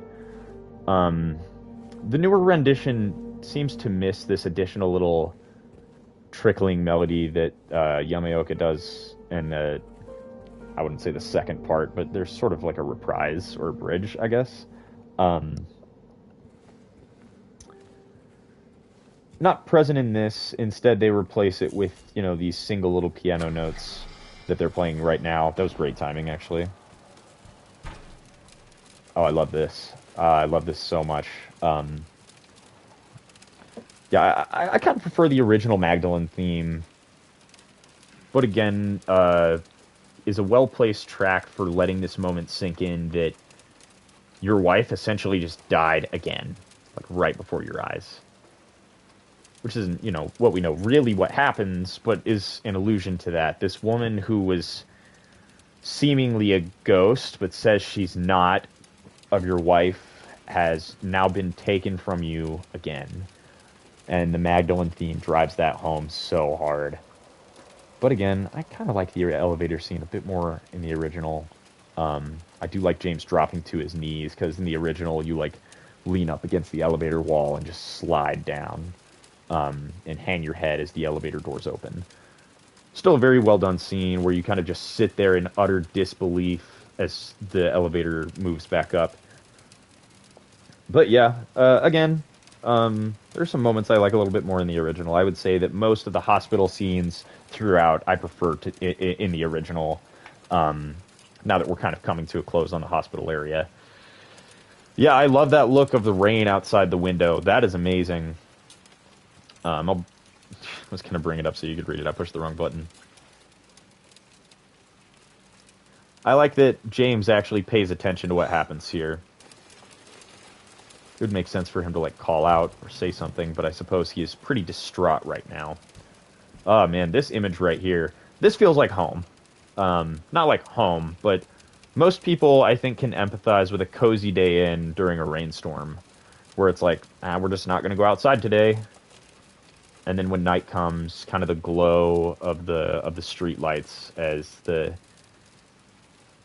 haze and the mist of the rain splatters across everything, and I don't know, it's peaceful. It's very peaceful. Gingy recently did a Silent Hill video, and he kind of talks about how this town feels very comforting to be in at times. Like, it's scary, yes, but like to be walking around in the fog almost feels like a cozy morning in a way. Like waking up to it's still dark and there's fog outside. And the street lights are still on, that kind of vibe, which I totally agree with. This is another one of those things that is word for word pulled from the original, and I like that this is here, because it's kind of a perfect way to describe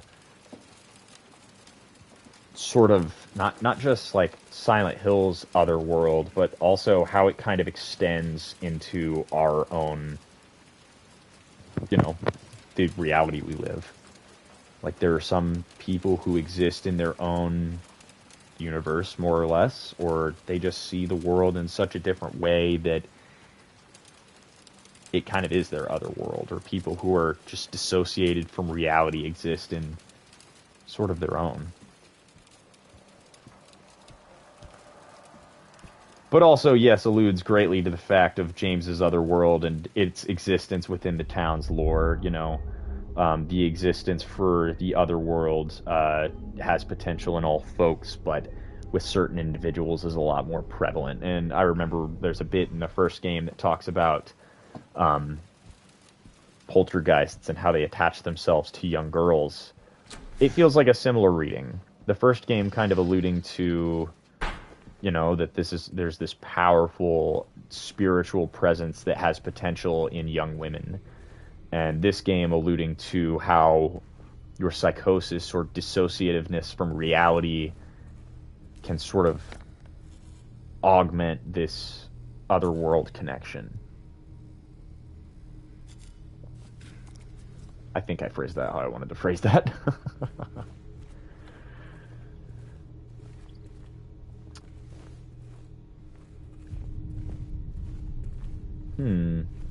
Also, we'll take one more little stroll through here. I feel like there's something that maybe...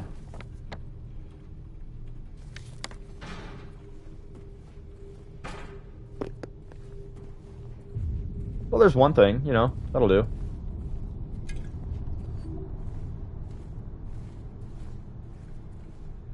Anything else there, James? Doesn't look like it. Yeah, again, love the rain. I don't think, if I'm remembering right, I don't think that this stretch up until, from the Otherworld Hospital to the Historic Society in the original, I don't recall it having rain. Again, there's a lot more thematic presence of rain and water in the remake that I really, really enjoy. This area right here in particular. I will say, the rain effects don't look that good. I think the rain effects look kind of bad. Probably console limitation, might be Unreal Engine, but I really do love this section. This is another one of the things that in the remake they do a really, really good job of, is extending, well, not really extending, but fleshing out, it feels like, this section between the Otherworld Hospital and the Historic Society. It feels like there is a lot more meat, mainly because there's more enemies, and in fact there is going to be, a lot of enemies. Alright, I'm seeing some health items over there that I simply can't refuse. Alright, let's get up in there. Ah! I'm really trying hard to get those, I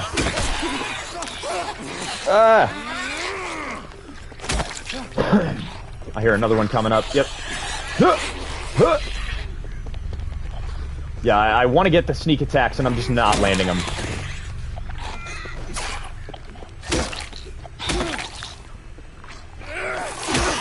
Not what I meant to do. Meant to stomp a friend.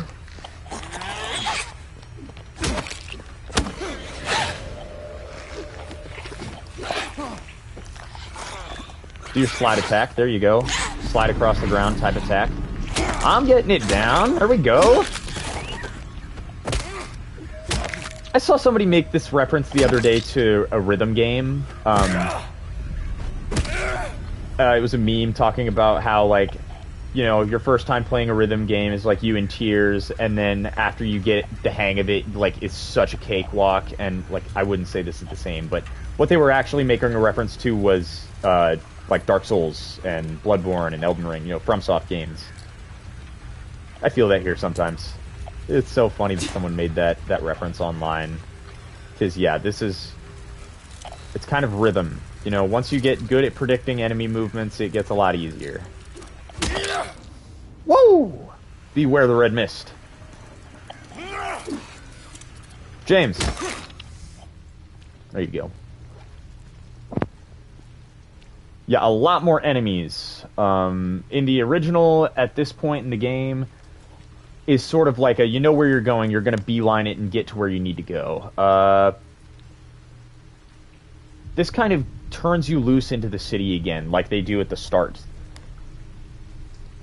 I said this in my part 1 of this, that the extension of running through the town and having smaller objectives sprinkled in between is very nice. It feels like padding, but it's very welcome, because again, all of the additions are in the vein of the story. They break up that dialogue that you hear originally at the start of the game into like 2 larger pieces, and give you that second bit of, we spent the whole day at the park on the lake, after you do the small mission of fixing the jukebox, which is very fitting. The same kind of goes for here, where they keep the same stuff, but they give you a little bit more purpose, it feels like, in between. Or sort of like reason for James doing what he's doing.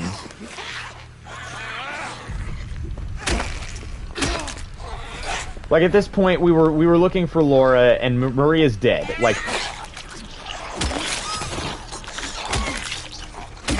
so we have our point to follow Laura up this general direction, but, like, other than that, James doesn't have very much of a primary goal at this point. But they kind of fill that gap a little bit, as you'll see here in a minute. Come here.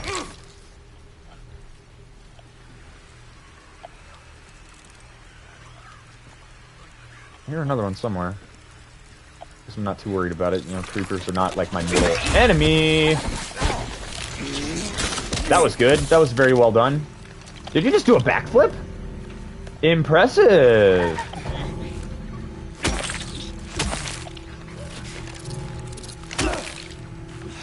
One, two, a dodge. One. Okay, dude, you gotta stop with this biffing your shots thing, James.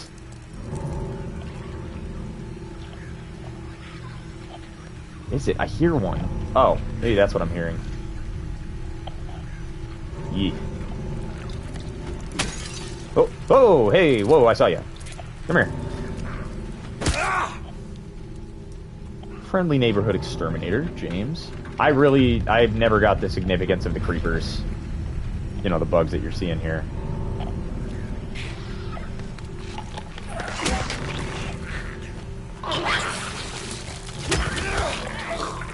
You're gonna turn over and explode?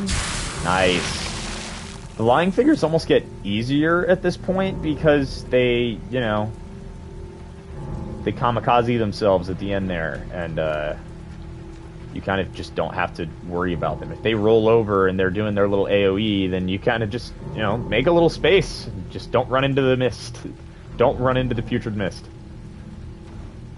Yeah, I didn't think I was gonna open.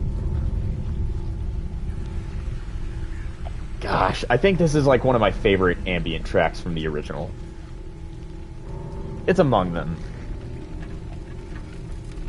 I enjoy that it recurs. You know, sometimes there's a sound that you hear it once and you're like, ah, that was it, they're not going to use that anymore. They'll pick it up again a little bit later.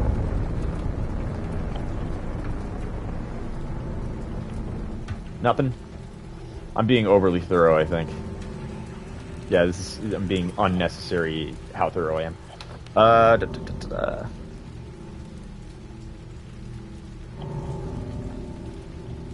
We don't go back into Heaven's Night, do we? Is this it? Is this Heaven's Night? Oh, man. I never really paid too close of attention to the Otherworld version of the town after you get out of the hospital.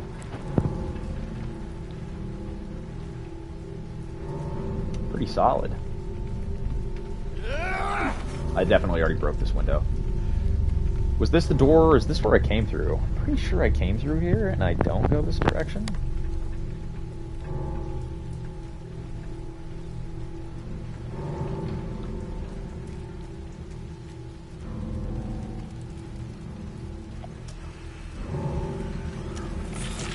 You're talented. Oh, I found you! It's like playing hide and seek with like your little niece or something. Sometimes you're like, holy cow, how'd you think to hide there? And then other times you're like, ah, wow, what a great hiding spot. You were like 2 feet away from me. Alright, let's get that bug. See, like, that was a good setup because I thought I already cleared this out. Come on over. Receive your punishment. Yeah, dude, they will straight up roll your swing sometimes.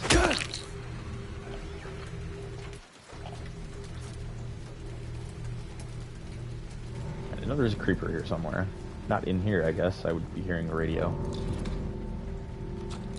I'm hearing it. Ah, ha, ha.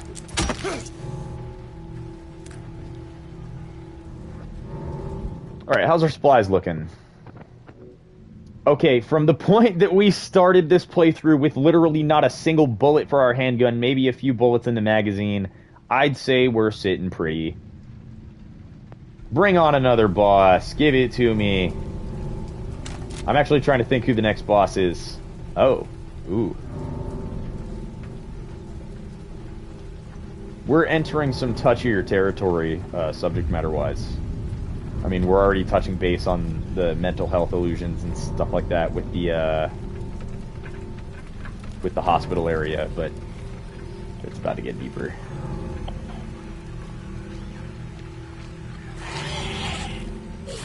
Where you at? You know what? I don't want to deal with you. That was not my best shot, but that's fine. I don't like the nurses. They don't like me.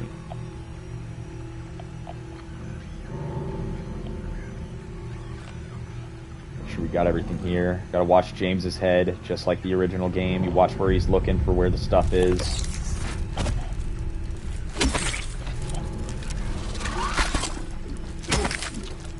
Get at me! Oh, you're an effective dodger, aren't you? Not when you're dead!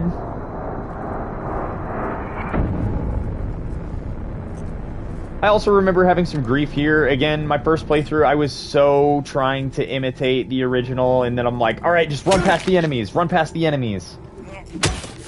But yeah, I got to this part, and I definitely died a couple of times.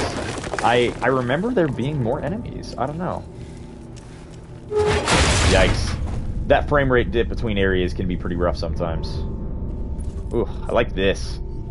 This is some good kind of body horror here. It's like, the top section looks so much like an actual person. And to be, like, wrapped up in the barbed wire like that. And, like, the bottom section is such a dead giveaway, it's not a human, but, like, man. Mannequins. Horror games and their mannequins. Nah, we don't gotta save yet.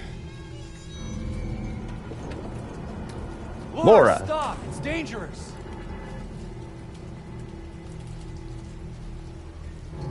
That was kind of funny. I had mentioned in my Autumn Games video about how Laura is the scariest monster in Silent Hill because 8-year-olds are monsters. But I was kind of thinking about this the other day. A lot of people have been coming around to playing The Evil Within, and I enjoy The Evil Within a lot. It's definitely got some big hang-ups. Some of it is really awesome, and part of that is the enemy design. Laura from The Evil Within is probably one of the scariest monsters in horror gaming, in my opinion. Also, screw the mannequin for giving me away just there. I totally had the drop on that thing. No, no, no, no, no!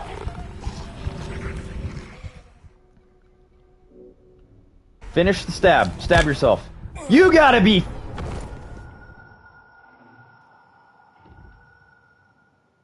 I'm not gonna say it was bullshit, but it's kind of stupid. And I forgot to save before we walked through there because I got cocky. Let's see how far back I have to go. Jesus Christ, man. Alright. How far back are we? Oh.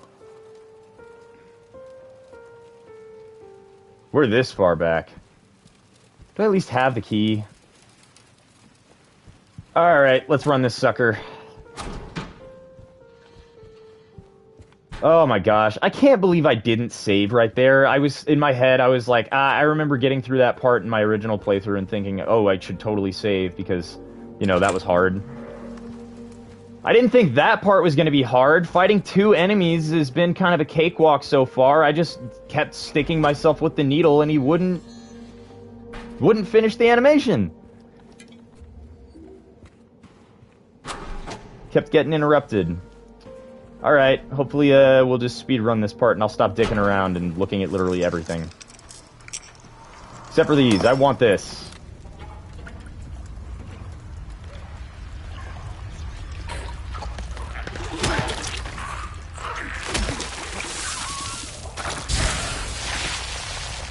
I guess I didn't really look over here either.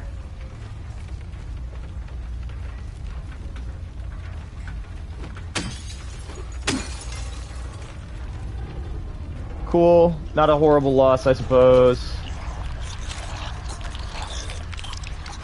See, like, I'm right in front of it. Turn off my light. Nothing. Oh my gosh. The sneaking up on enemies is some bullcrap sometimes, man. Go on. Like, okay, what? What?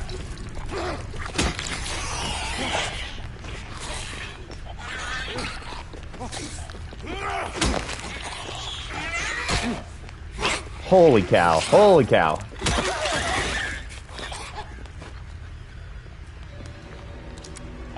Alright, come on, come on. Do your thing. Whoop.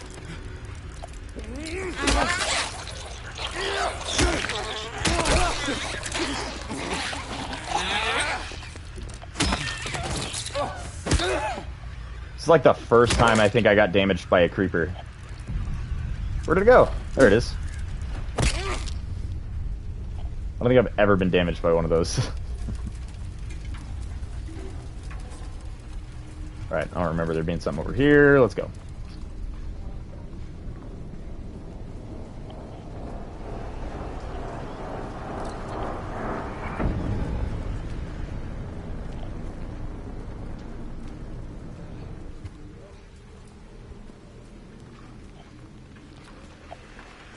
No stuff? No stuff. Yeah, I'm not messing with you. I have no interest in you. No thanks.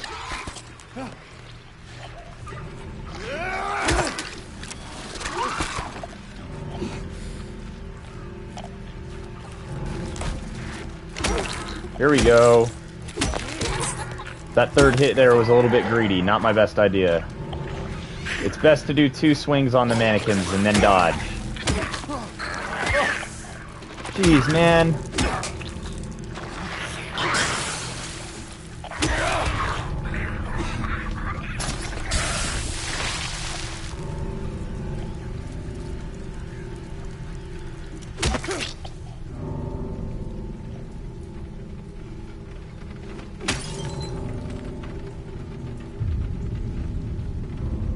You know what? I don't want to risk it. We're gonna top the health off. God, I can't believe I did that whole part earlier and then got to the part that's not difficult and died. Good lord.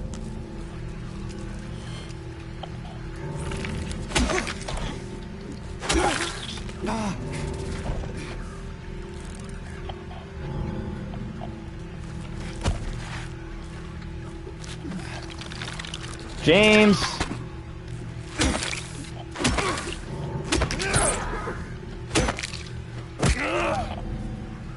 Alright, bring your friend out. Yes, I see you.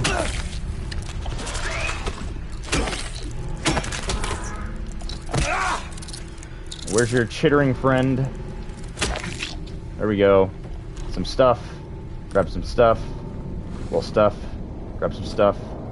Any other stuff? No. Let's go.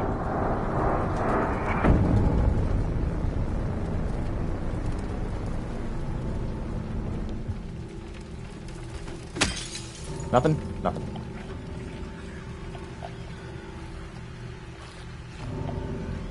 Alright.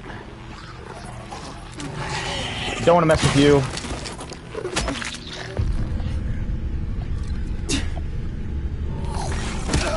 That's why I did the swing button again, is so you would stomp on the monster that's in front of your foot. Stomp on her! Ah! I was thinking there was a mannequin in here. I was like, where's this other dude?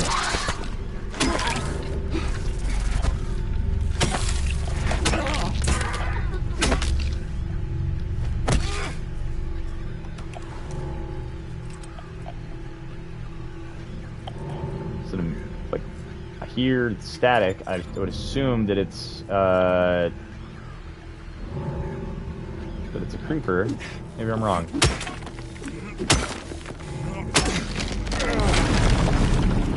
Yay! Okay, we did it. We're back. Alright. Literally the same thing as my original playthrough, where I go through and I'm like, alright, I guess we should save here. Just in case. Alright, let's go. Ah, it's so removing. It's so removing when you get frustrated with the game. You know, it becomes a lot less scary the moment you let yourself get frustrated. Laura, stop! It's dangerous!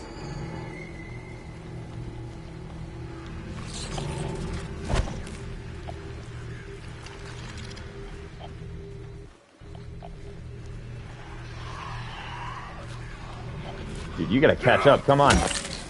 I gotta take care of you before this frickin' nurse gets over here and kicks my ass. Come on, mannequin. Do your worst.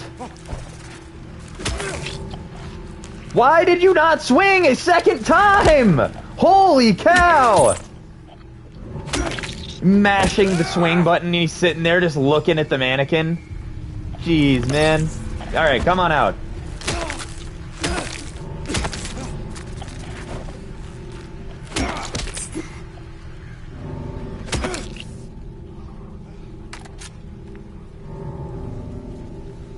Okay.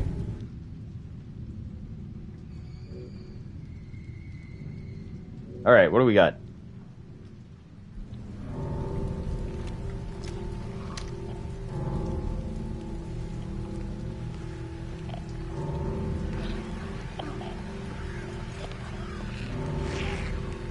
Let's see. It's not gonna work. It's already, I feel like it's not gonna work, but... See, like, what? I mean, I said it wasn't gonna work, but there was that, like, half a second there where I was like, never mind, we got it, we're fine. Oh my god, I'm gonna die again! Thank you for stopping your attack! Oh, thank god!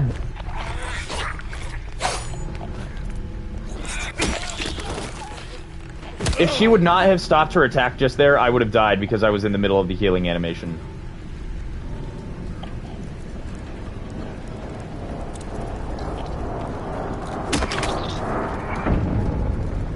Oh, jeez. Goodness. Alright. Yay! We did it. Hooray. Alright, now let's go.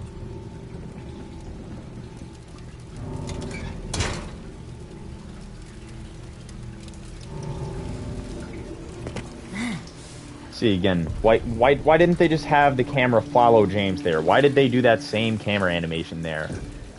It's such a dumb thing for me to be nitpicky about, but I really do hate that.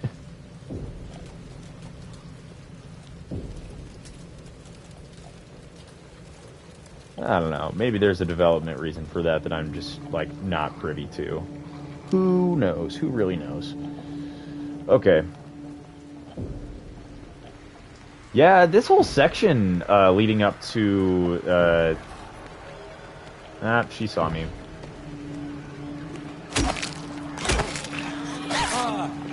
Dude, sometimes the dodging just really pisses me off.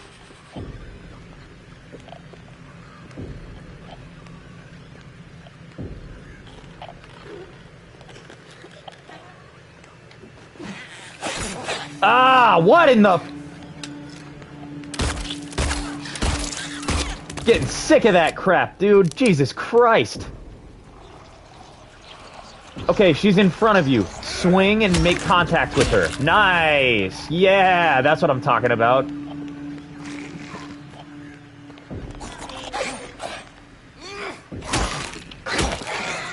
See, like, sometimes it will lock on to literally just anything, but sometimes it just doesn't seem to get that you're swinging at an enemy.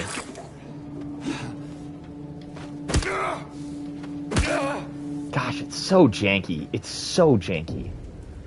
Like, again, makes sense for Silent Hill. This is what I was saying earlier about I want them to get their flaws out of the way now. I would be totally cool with them doing a Silent Hill 4 remake before 1 and 3, because I would be more open to having bugs and flaws with Silent Hill 4 than I would be with 1 and 3. Like, they did a great job with this, don't get me wrong, but this was the one where they could get some stuff wrong in combat. I feel like combat in the other games should probably be a little bit more refined.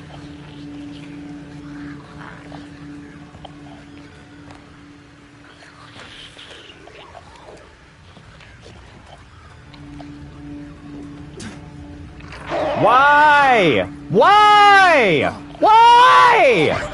Like, good God! Why do they always turn around at the last second?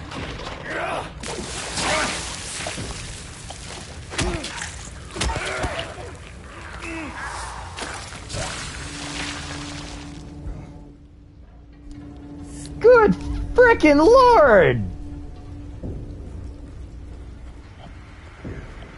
Sneaking up on enemies is...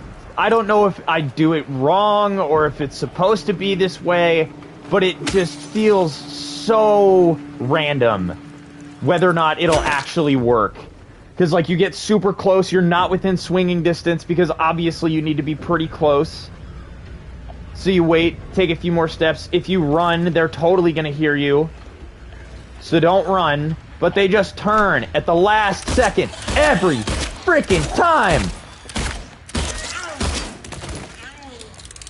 Did I totally just waste an entire magazine on that enemy? Yes, but I'm kind of pissed off, so it's okay. Again, therapeutic. Like, what the hell was that?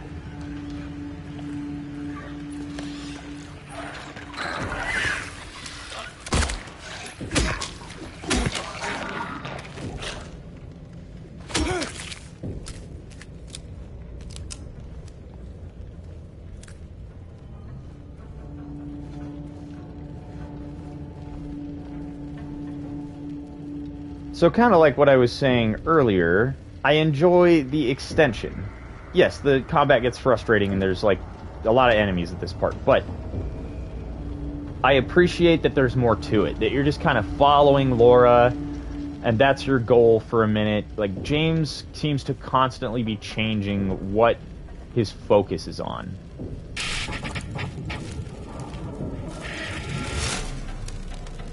Enemy.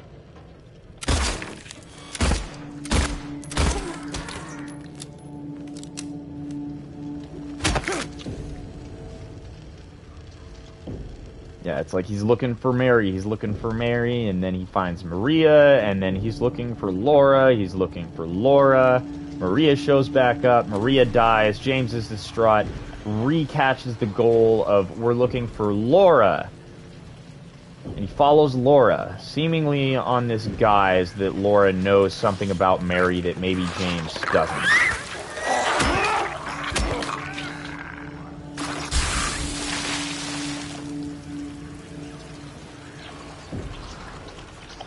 But it almost feels like James is forgetting that.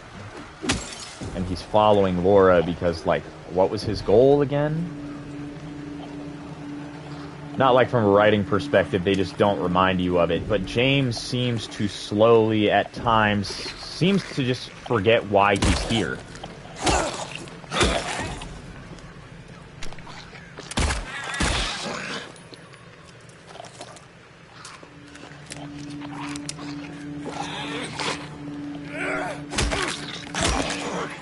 Like, that's a time where the lock seems like it's almost too generous.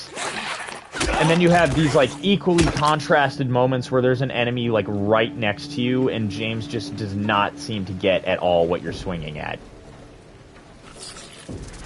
Oh, oh, oh!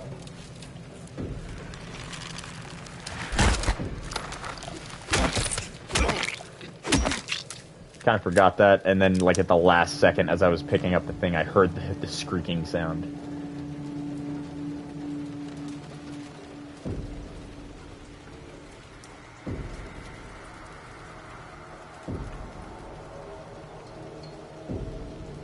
Yeah, like this lakeside diner part, that's just not in the original game. In the original, you get out from the hospital, and you're not really, like, in the Otherworld version of the town. It's just dark. Like, maybe it's otherworldly, and I just didn't get that, but from what I remember, the Otherworld section, or, quote, Otherworld section, like, after the hospital, the town is, yeah, just, like, you know, it's dark, yes, like this, but no rain, no Otherworld essence of, you know, gross and dilapidated buildings, etc.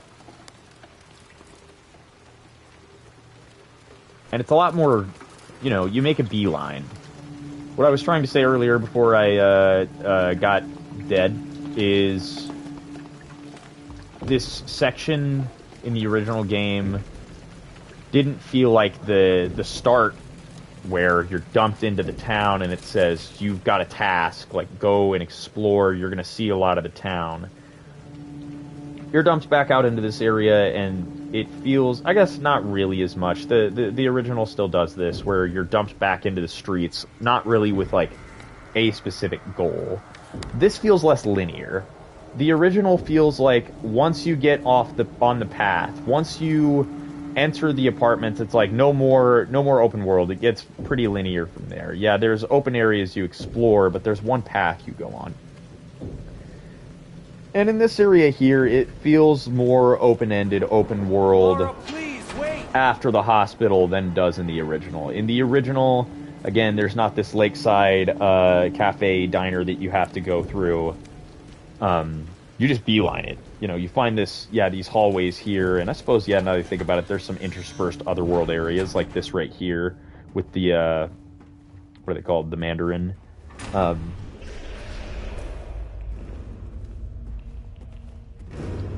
But yeah, I like the addition of the diner and how much further you have to trek. That was cool. Didn't notice that the first go around. It just disappears after your flashlight flashes. Spooky.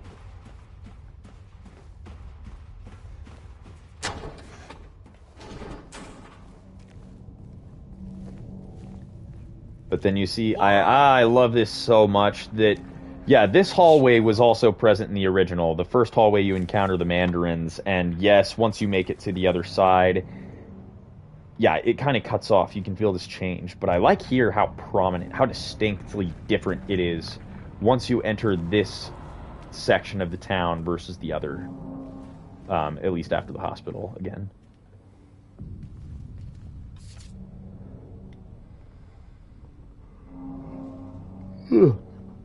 Also, writing from the original game. I like that this is scrawled on, like, a brochure that talks about, you know, lake tours and the Lakeview Hotel. Pete's Bolorama. It's great. There's a letter and a wrench. You know what? I should just make this a habit. I think I'm just gonna keep encountering difficulties. So we should just keep updating this. I'm so guilty of saving. When games track how many times you save your game until the end of the playthrough, I am a little disappointed in myself every time. Like playing Resident Evil, it's like, you get to the end, it's like, you saved 87 times. I'm like, yeah, can't be too careful.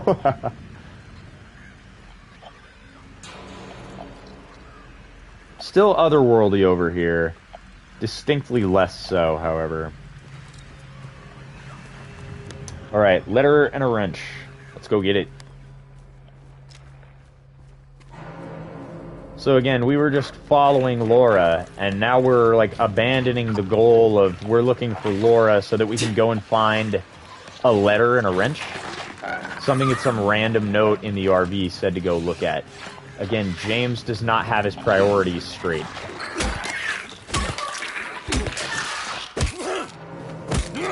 Therapy. I wonder if there's some sort of therapy where you just like break stuff. Like, what are those houses that they made for people who get to break... I forget what those are called. I don't know. I don't know. Yeah, still a lot of Otherworld. I was kind of mistaken about that. The Otherworld is still very, very prominent here on the other side of that hall, but the lack of rain, the fact that the rain and the weather shifts so constantly feels great. I like the addition of it raining after you get out of Brookhaven.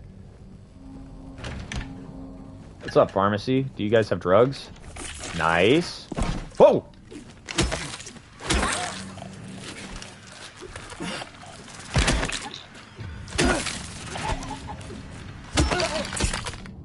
Get him! Locked? Locked, of course it is. Ooh, pharmaceuticals.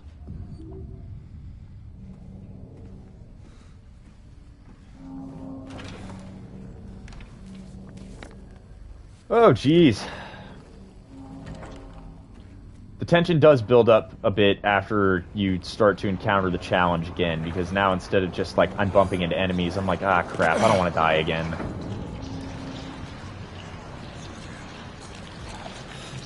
Ah! I didn't even see it.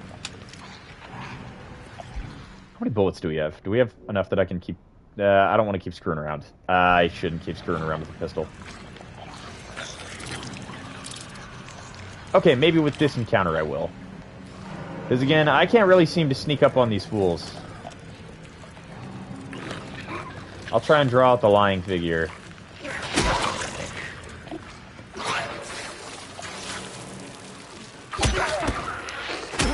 Turn over, do its thing. Creeper probably heard me, right? Yeah, there it is. Come here, beast. Now the nurse.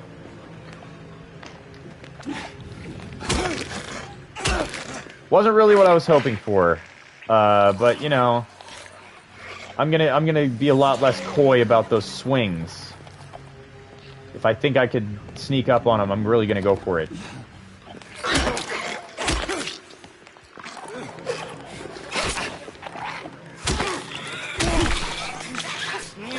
Get off!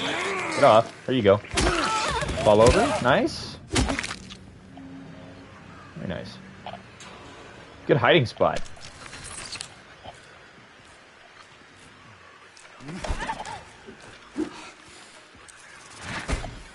Are there power swings? Is that why he wasn't swinging twice earlier?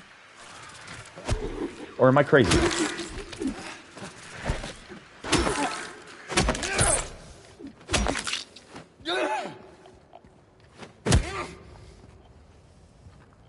I don't know. There was a time earlier where I was swinging my weapon and I tried to queue up for a second one and he just didn't do it. It was like mashing the swing button. I'm wondering if there's some sort of like power attack or something that he has that... No? I don't know. Thought I saw him do some sort of high-powered swing for a second. I guess I was wrong.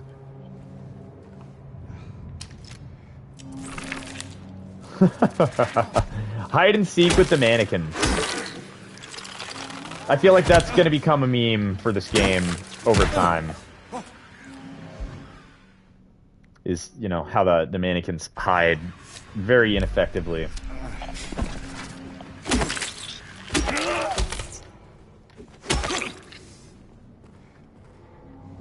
Sometimes very ineffectively, sometimes not.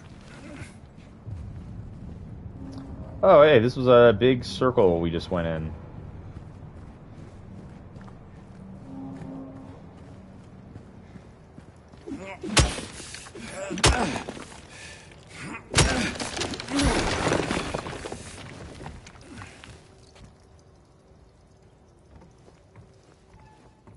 Yeah, again, it feels a lot less like a beeline from one part of town to the other outside of the hospital, and a lot more like you have some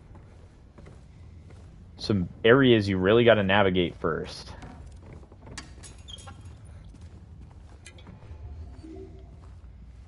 We have a lot of health items. I suppose I should be less coy about using the health items.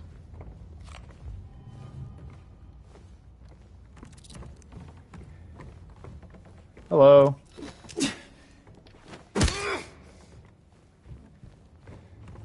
That was a little bugged. That was stupid.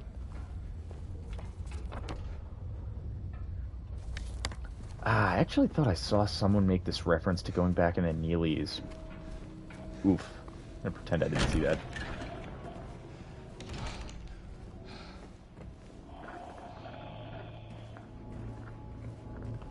Oh, never mind. I did come back here on my first playthrough. But still, I like that they keep this. In the original, I think that these words actually replace the "there's a hole here, it's gone now." But I like that it's present, at least.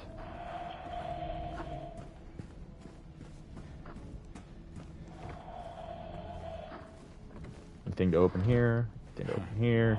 Anything behind the bar? Yeah! Everyone needs 4 pistol bullets behind the bar, just in case. Just in case there's an intruder.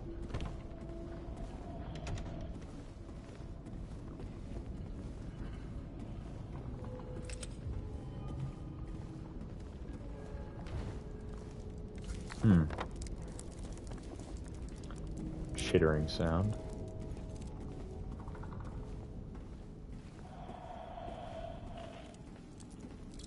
Jeez.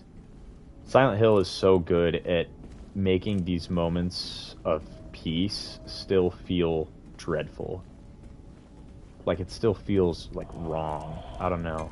That, like, breathing sound out of the radio alongside some sort of, like, soft melody.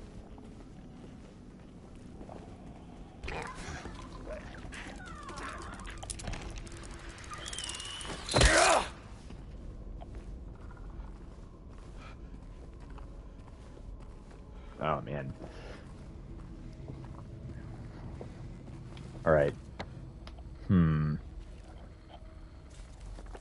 I may pick up the pace a little bit. No! Bad idea.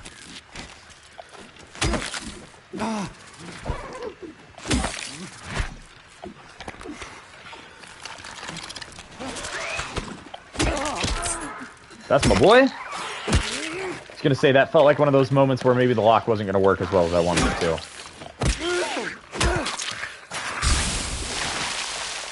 Yeah, there are some times where I probably rely on the lock a little bit too heavily. Come on. Come on. Don't be shy.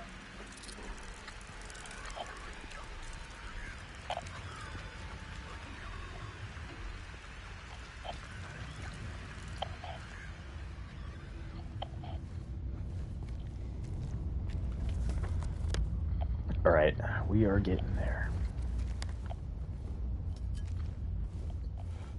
Really, the sections between... it's just the whole game is great, but I do love the areas that they put you in between the major, you know, level areas, I guess. Like just being free to roam around the town sometimes is really nice.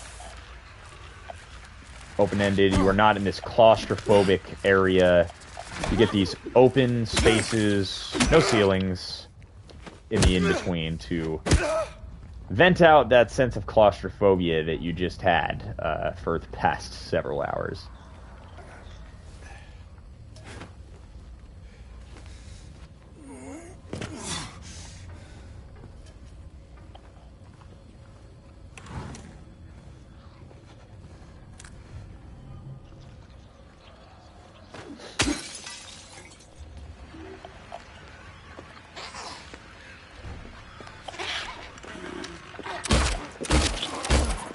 Hey! Speaking of claustrophobia...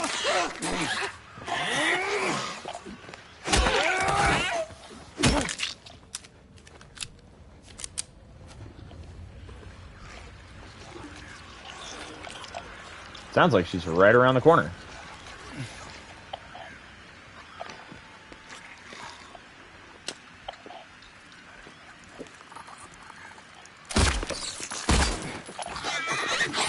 I'm a terrible shot, sometimes. Most of the time. Ah, I didn't see you there!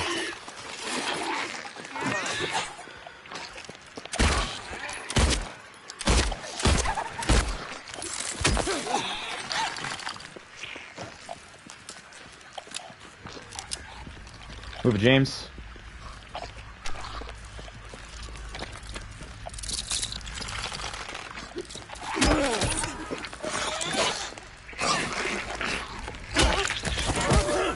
Aha!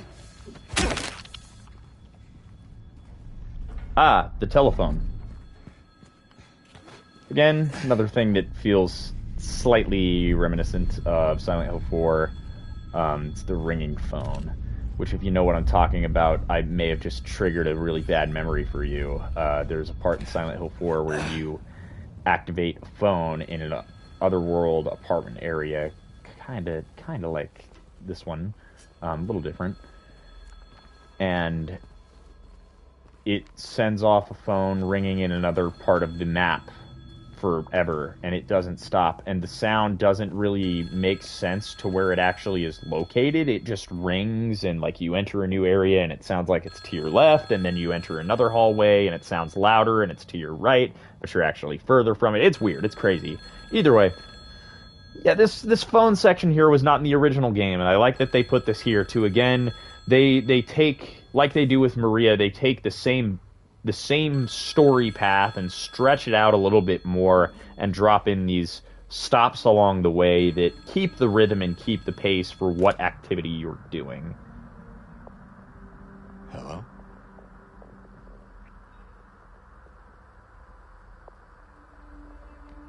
Wrong Anyone number. there?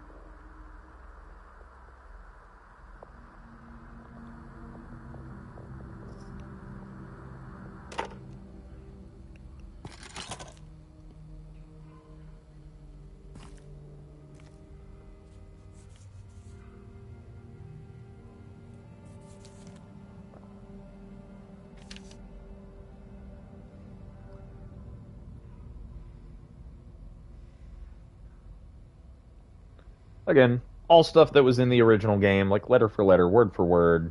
They just stretch it out. They put some things in different places. We get our letter. We get our wrench. Instead of placing it at, one of the random houses, it's at this ringing phone, which has no one on the other end. The phone will ring and there will be nobody there. I think we can go this way. Forget if I can go this way. Ah, man, it looks so great. There are just some spots where I stop and I just want to look for a little bit.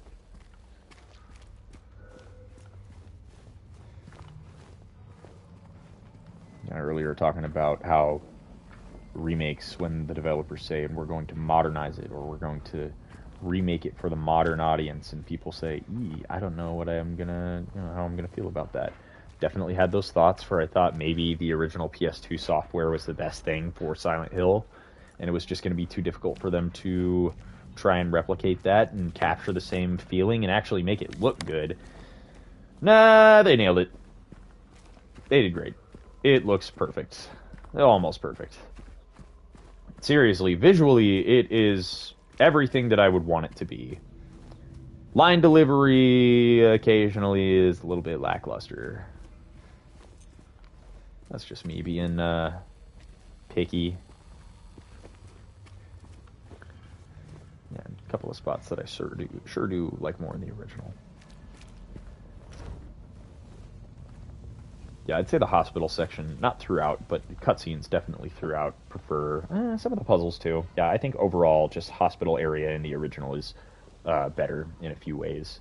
I really like that scene they add with James reaching out to Maria before they go down into the basement. But like Pyramid Head killing Maria felt better done in the original. James's reaction to it. What felt so much better in the original was, again, I talked about this already, but the scene where James picks up the copper ring and Maria shows up and he's like, Mary? Like, you can see and hear in James's voice how upset with himself he is in that moment. Well, not upset, but like trying to make up for what he just said. You really hear in his voice that he's like, oh, I messed up. And you see on Maria's face, like, her shaking her head and looking down at the floor, just so disappointed. Yeah, I like that. I like that a lot. This was also in the original. It's here. I feel like this would make a great Halloween decoration. Like, if somebody hung this up, like, on their garage door or something. Yeah, I might do that.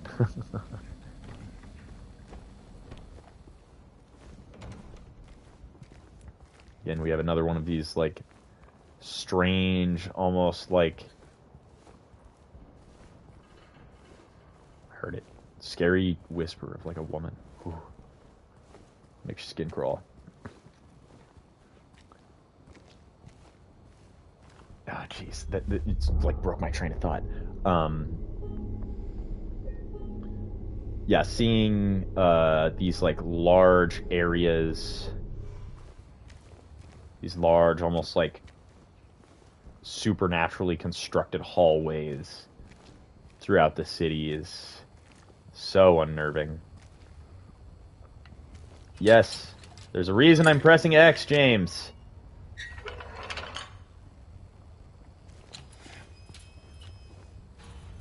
Yeah, man, I hope they polish that a little bit more.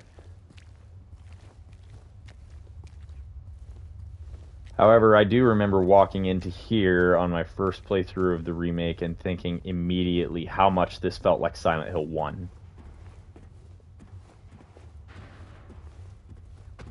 Like the sewers area, almost. With the exception of the mannequin, or the Mandarin, that does not feel very Silent Hill 1. And actually, when you look at it, it's very much Silent Hill 3, very closery. Ah, I pushed the wrong button to dodge. Oh, no. No. Nope. A lot more to the Mandarins in this as well. In the original, it was more like the flesh lips type design they had was what damaged you, but in this, they'll kind of, as you can see, they'll throw some tentacle action up through the floor. I also remember hitting this moment right here and thinking, no way. When we started going down, I was like, oh, it's about to turn around and we're going to go back into that hallway we just saw them at. No, not for now. But you do get a lot more of the Mandarin later, probably more than you would like to have. But I did think it was cool that they almost did this setup, like, now you're gonna, you're gonna see what the Mandarins look like up close. Nah. Not right here, not right here.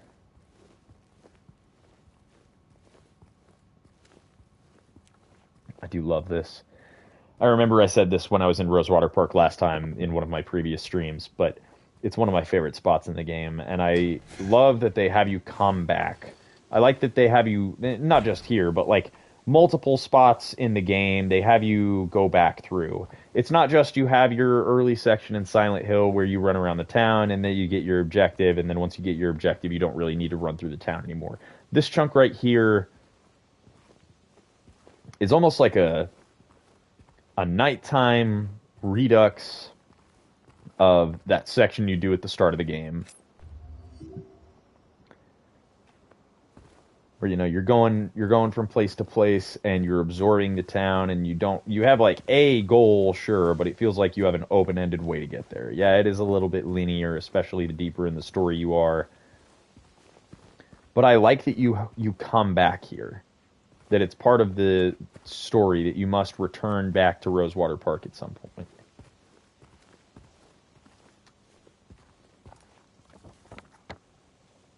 I don't know. Again, I like this area a lot.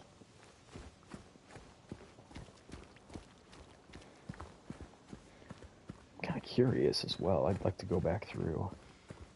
I might just have to milk this part a little bit. All the headless statues. Is this locked? This is probably locked now. Yeah. Bummer how.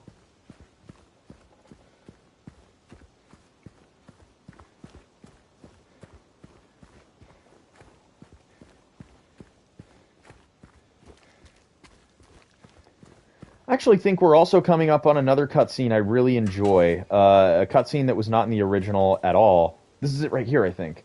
New cutscene with Angela. And frankly, I would say is one of my favorite cutscenes that, not just that they added, but one of my favorite cutscenes in the game. Because there's this, and we'll hear it here in a minute, but there's this like melancholy theme that plays through the cutscene that is very much fitting of Angela and her headspace. But also just her dialogue and her mannerisms in this scene get to me a little bit.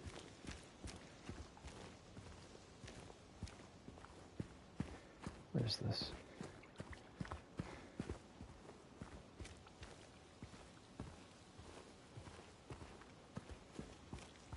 Here it is. Yeah, I'll shut up for this one. I really like this cutscene. This is a brand new track. This was not a track in the original, and this cutscene wasn't in the original, but this whole thing is just like... Are you... It fits very well. Are you feeling better? This place is different from what I remember. I guess things never really stay the same, do they? Yeah, that line hits. As a guy who returns to his hometown often, yeah, that line hits like a truck.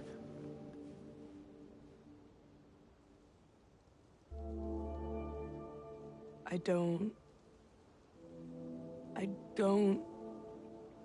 think she's here anymore, James. Who? My mama? See, James asking who just there. I mean, like, who did he think she was talking about? Probably Mary, but obviously she's alluding to her mother, Angela. She doesn't want to see me anymore. Why would you think that?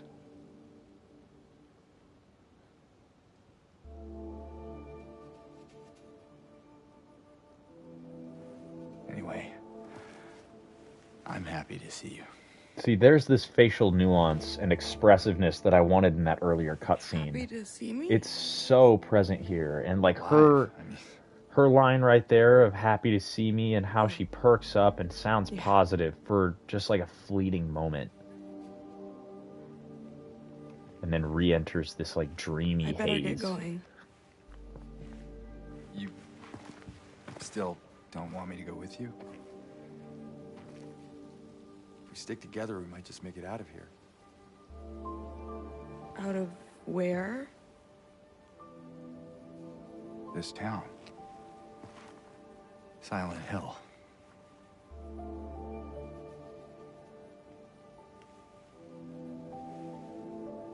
No, it's fine. Okay. Oh, you didn't happen to see a little girl around here, did you? A little girl? Yeah, For those who know Angela? Angela's character and backstory, seeing her reaction to James say he's looking for a little girl. Please. You see how she suddenly changes after he says that. Angela, it's okay. No, don't touch me!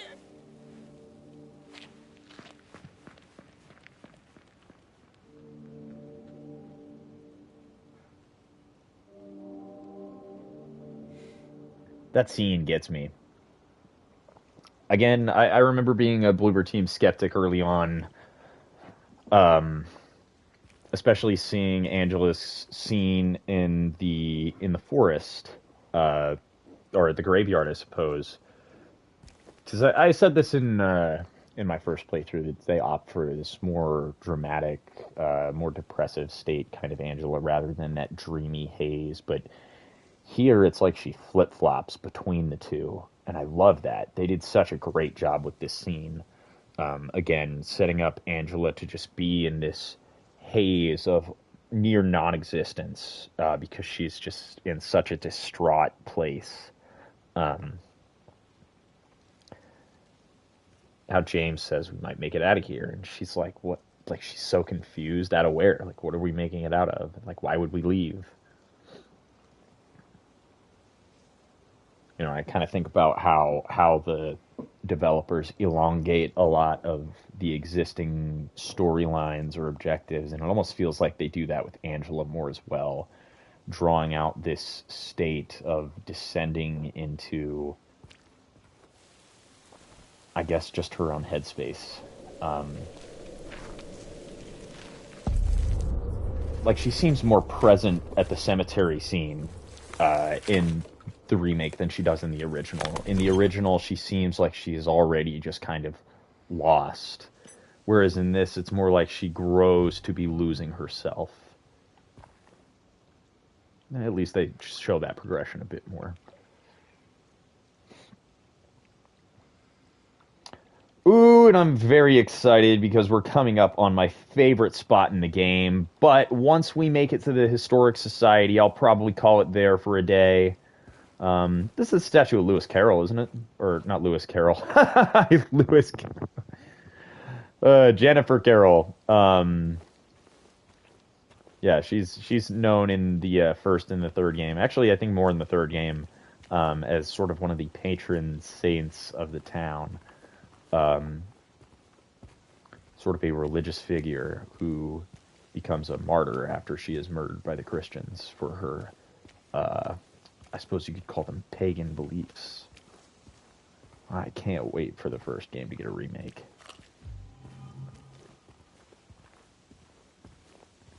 Yeah, it's hard to not spoil a bunch of stuff about, you know, the other remakes in this playthrough series. I can't get over that scene. That soundtrack that Akira Yamaoka has right there is just absolutely perfect for this scene, and like, gosh, it looks so beautiful. I love the darkness and the fog and like one or two lights. Like, the lighting in this area is so great. And this dead emptiness feeling of that soundtrack and the sad melodic piano, plus Angela's reaction there, so visceral to when James touches her. I remember tearing up a little bit when I saw that scene. Because I didn't know it was coming at all. I was just all of a sudden, I was like, oh, there's someone in the park again. That looks like Angela. And then that scene plays out. And again, I don't know, it wasn't in the original, but it feels like a great bridge of events for us having seen Angela in this very depressive and obviously suicidal state at the apartments. Probably shouldn't say that word on YouTube. Versus now, and we kind of have this like fleeting concern for her safety. Like, James seems to care about her, and she takes that into account, but also is not comforted by that. She seems to be for a moment. She's like, you're happy to see me?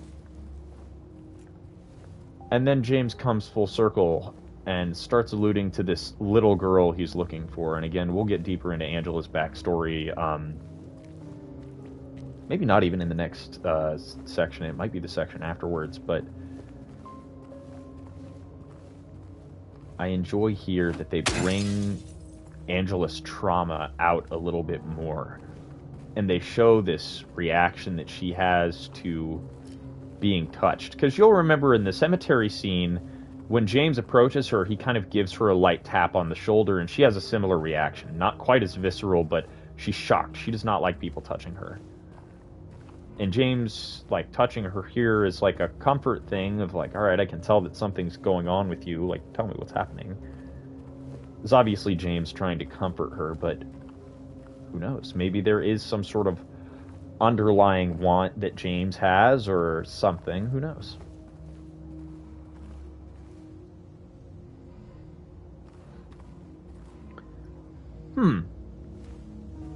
Feels like another allusion to the first game, this drug addiction hotline. Might also be an allusion to, you know, themes of substance abuse or what have you, which is a little bit less prominent in this, but it's still kind of there, you know, the alcoholism. I would say calling a hotline for drug abuse, a poster being present in Silent Hill, is more of a reference to the first game and the PTV drug trafficking that was going on.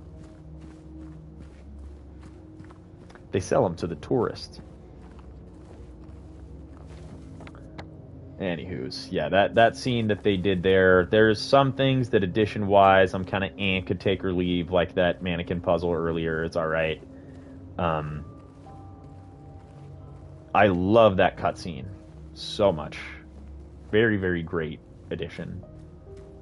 That, again, kind of extends Angela's trauma descent. Yeah, I just need to keep going straight.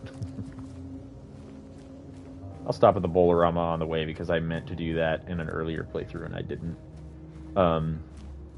But yeah, again, it's like they have another stop, another base that they touch where she sees James approaching her and touching her, and she is mortified of that. And I wonder how much of that has to do with it being James specifically versus just anyone touching her in general. Wait, is this it? Ah ha ha ha! I hate bowling. That's not true, I like bowling. Well enough. It's a illusion to Mary.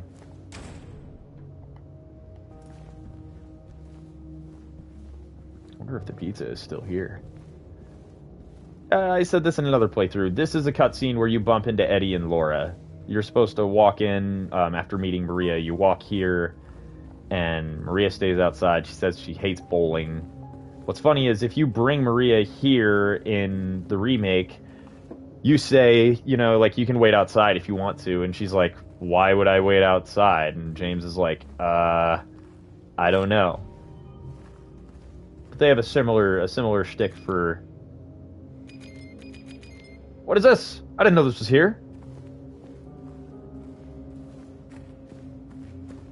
Yeah, they do kind of a similar thing for Maria when you go to the theater and you bump into Laura and Eddie, which is obviously the replacement for the scene that takes place at the bowling alley. But this is the reason I'm here. Ugh. This town's full of monsters. Who could just sit here and eat pizza? Ah, he said it! He said the thing! I love it. You can't see my face. I'm grinning ear to ear. I love that that's here. You just can tell there's so much love that Bloober had for the original when they, you know, went into making this. They wanted to honor literally everything. All the tiny little things that the players could say, man, if this isn't here, I'm going to be so sad. On that note, I'm kind of curious.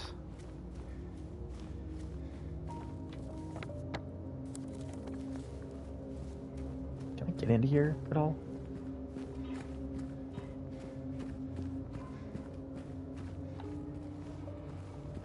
Because in the original, this is where you found, I think, the book on Crimson Ceremony or what have you. One of the books for the Rebirth ending.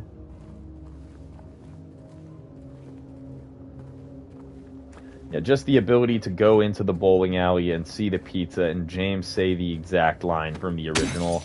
Great homage. Great homage. But yeah, I do think it's a better done scene in this for James to wander up on Eddie and Laura and make kind of a snide remark. Not like making fun of him, but, well, no, he's making fun of him a little bit. You know, see, you got your appetite back. And yeah, in the original, he says, how can you sit there and eat pizza? which more comes across as funny. Like, I remember that scene happening in the original, and I was like, all right, this game gets its, like, one funny moment here. But in this, it's more like there is bite to it. Because you, again, see Eddie's reaction to, like, wow, asshole, you just had to say something, didn't you, about me sitting here for a moment and, you know, pigging out. Which, yeah, they made intentionally kind of, like, ugh, kind of gross. They did a good job with that, though. Again, that you can see Eddie's reaction be, like, have this moment of, like, wow, he really just said that. What a douchebag. And again, I kind of wish that Maria had a little bit more facial nuance like that when it came to James's mistaking her for Mary. Would have been nice to see something similar. And on that note, I just got to give some props to the actor that plays Eddie. I feel like Eddie and Luke Roberts, this guy that plays James, both did like an absolutely perfect job. Especially in the scenes that they have with one another, which is cool because I remember Guy Seehee and the actor that played Eddie in the original also had a pretty good chemistry from what I remember in the commentaries. Certainly a different looking building in this than in the original, but I love that. Again, I said this in another stream that buildings in the original are very blocky. That definitely extends the Historic Society. I like in this that they use this sort of what looks like some old like colonial or like farmhouse or something, like a manor. Because it gives it more of that historic town feel. Like you've seen towns like this that they have a historic society or just an area in general that has, I don't know, old architecture, old buildings, and it feels like you walk into that building and you feel the history. So I like that they replaced the classic rectangular building with an actual, like, old-looking house. Like, this looks like an old place that I toured a long, long time ago in, like, northwest Arkansas, like a Civil War general house or something like that. Somebody's house. Someone of significance. I forget who. I'm not going to do it yet. There's still a couple of things I want to look at. Because, again, Historic Society is one of my favorite parts of the game. Not just its underbelly, but what we see here in this spot in the overworld. I'm going to dig into the meat and the bones of this place in our next playthrough. I am so excited that we get to start straight out the gate. Gay? It says day. Okay. I thought for a second. Yeah, okay. I had a little Freudian slip there. We're going to start out our next playthrough in this section. I am so excited to be able to. Ooh, the Obsidian Goblet! This is another item that's needed for the Rebirth ending, and moreover is present in Silent Hill 4 for the 21 Sacraments. Only in like a single room is it visible, but yeah, next playthrough we will start out in the Historic Society, and we are going to look at all of the pictures, and we're going to get all of the history. Frankly, I knew that there would be a little bit of a lull in our stream series near the hospital section, and frankly, I have been looking forward to getting through it so we can be here, because I can spend a lot of time just in this area, because some of the meat and the bones of Silent Hill 2, even the original, is that it brought all this stuff to the table of establishing town backstory.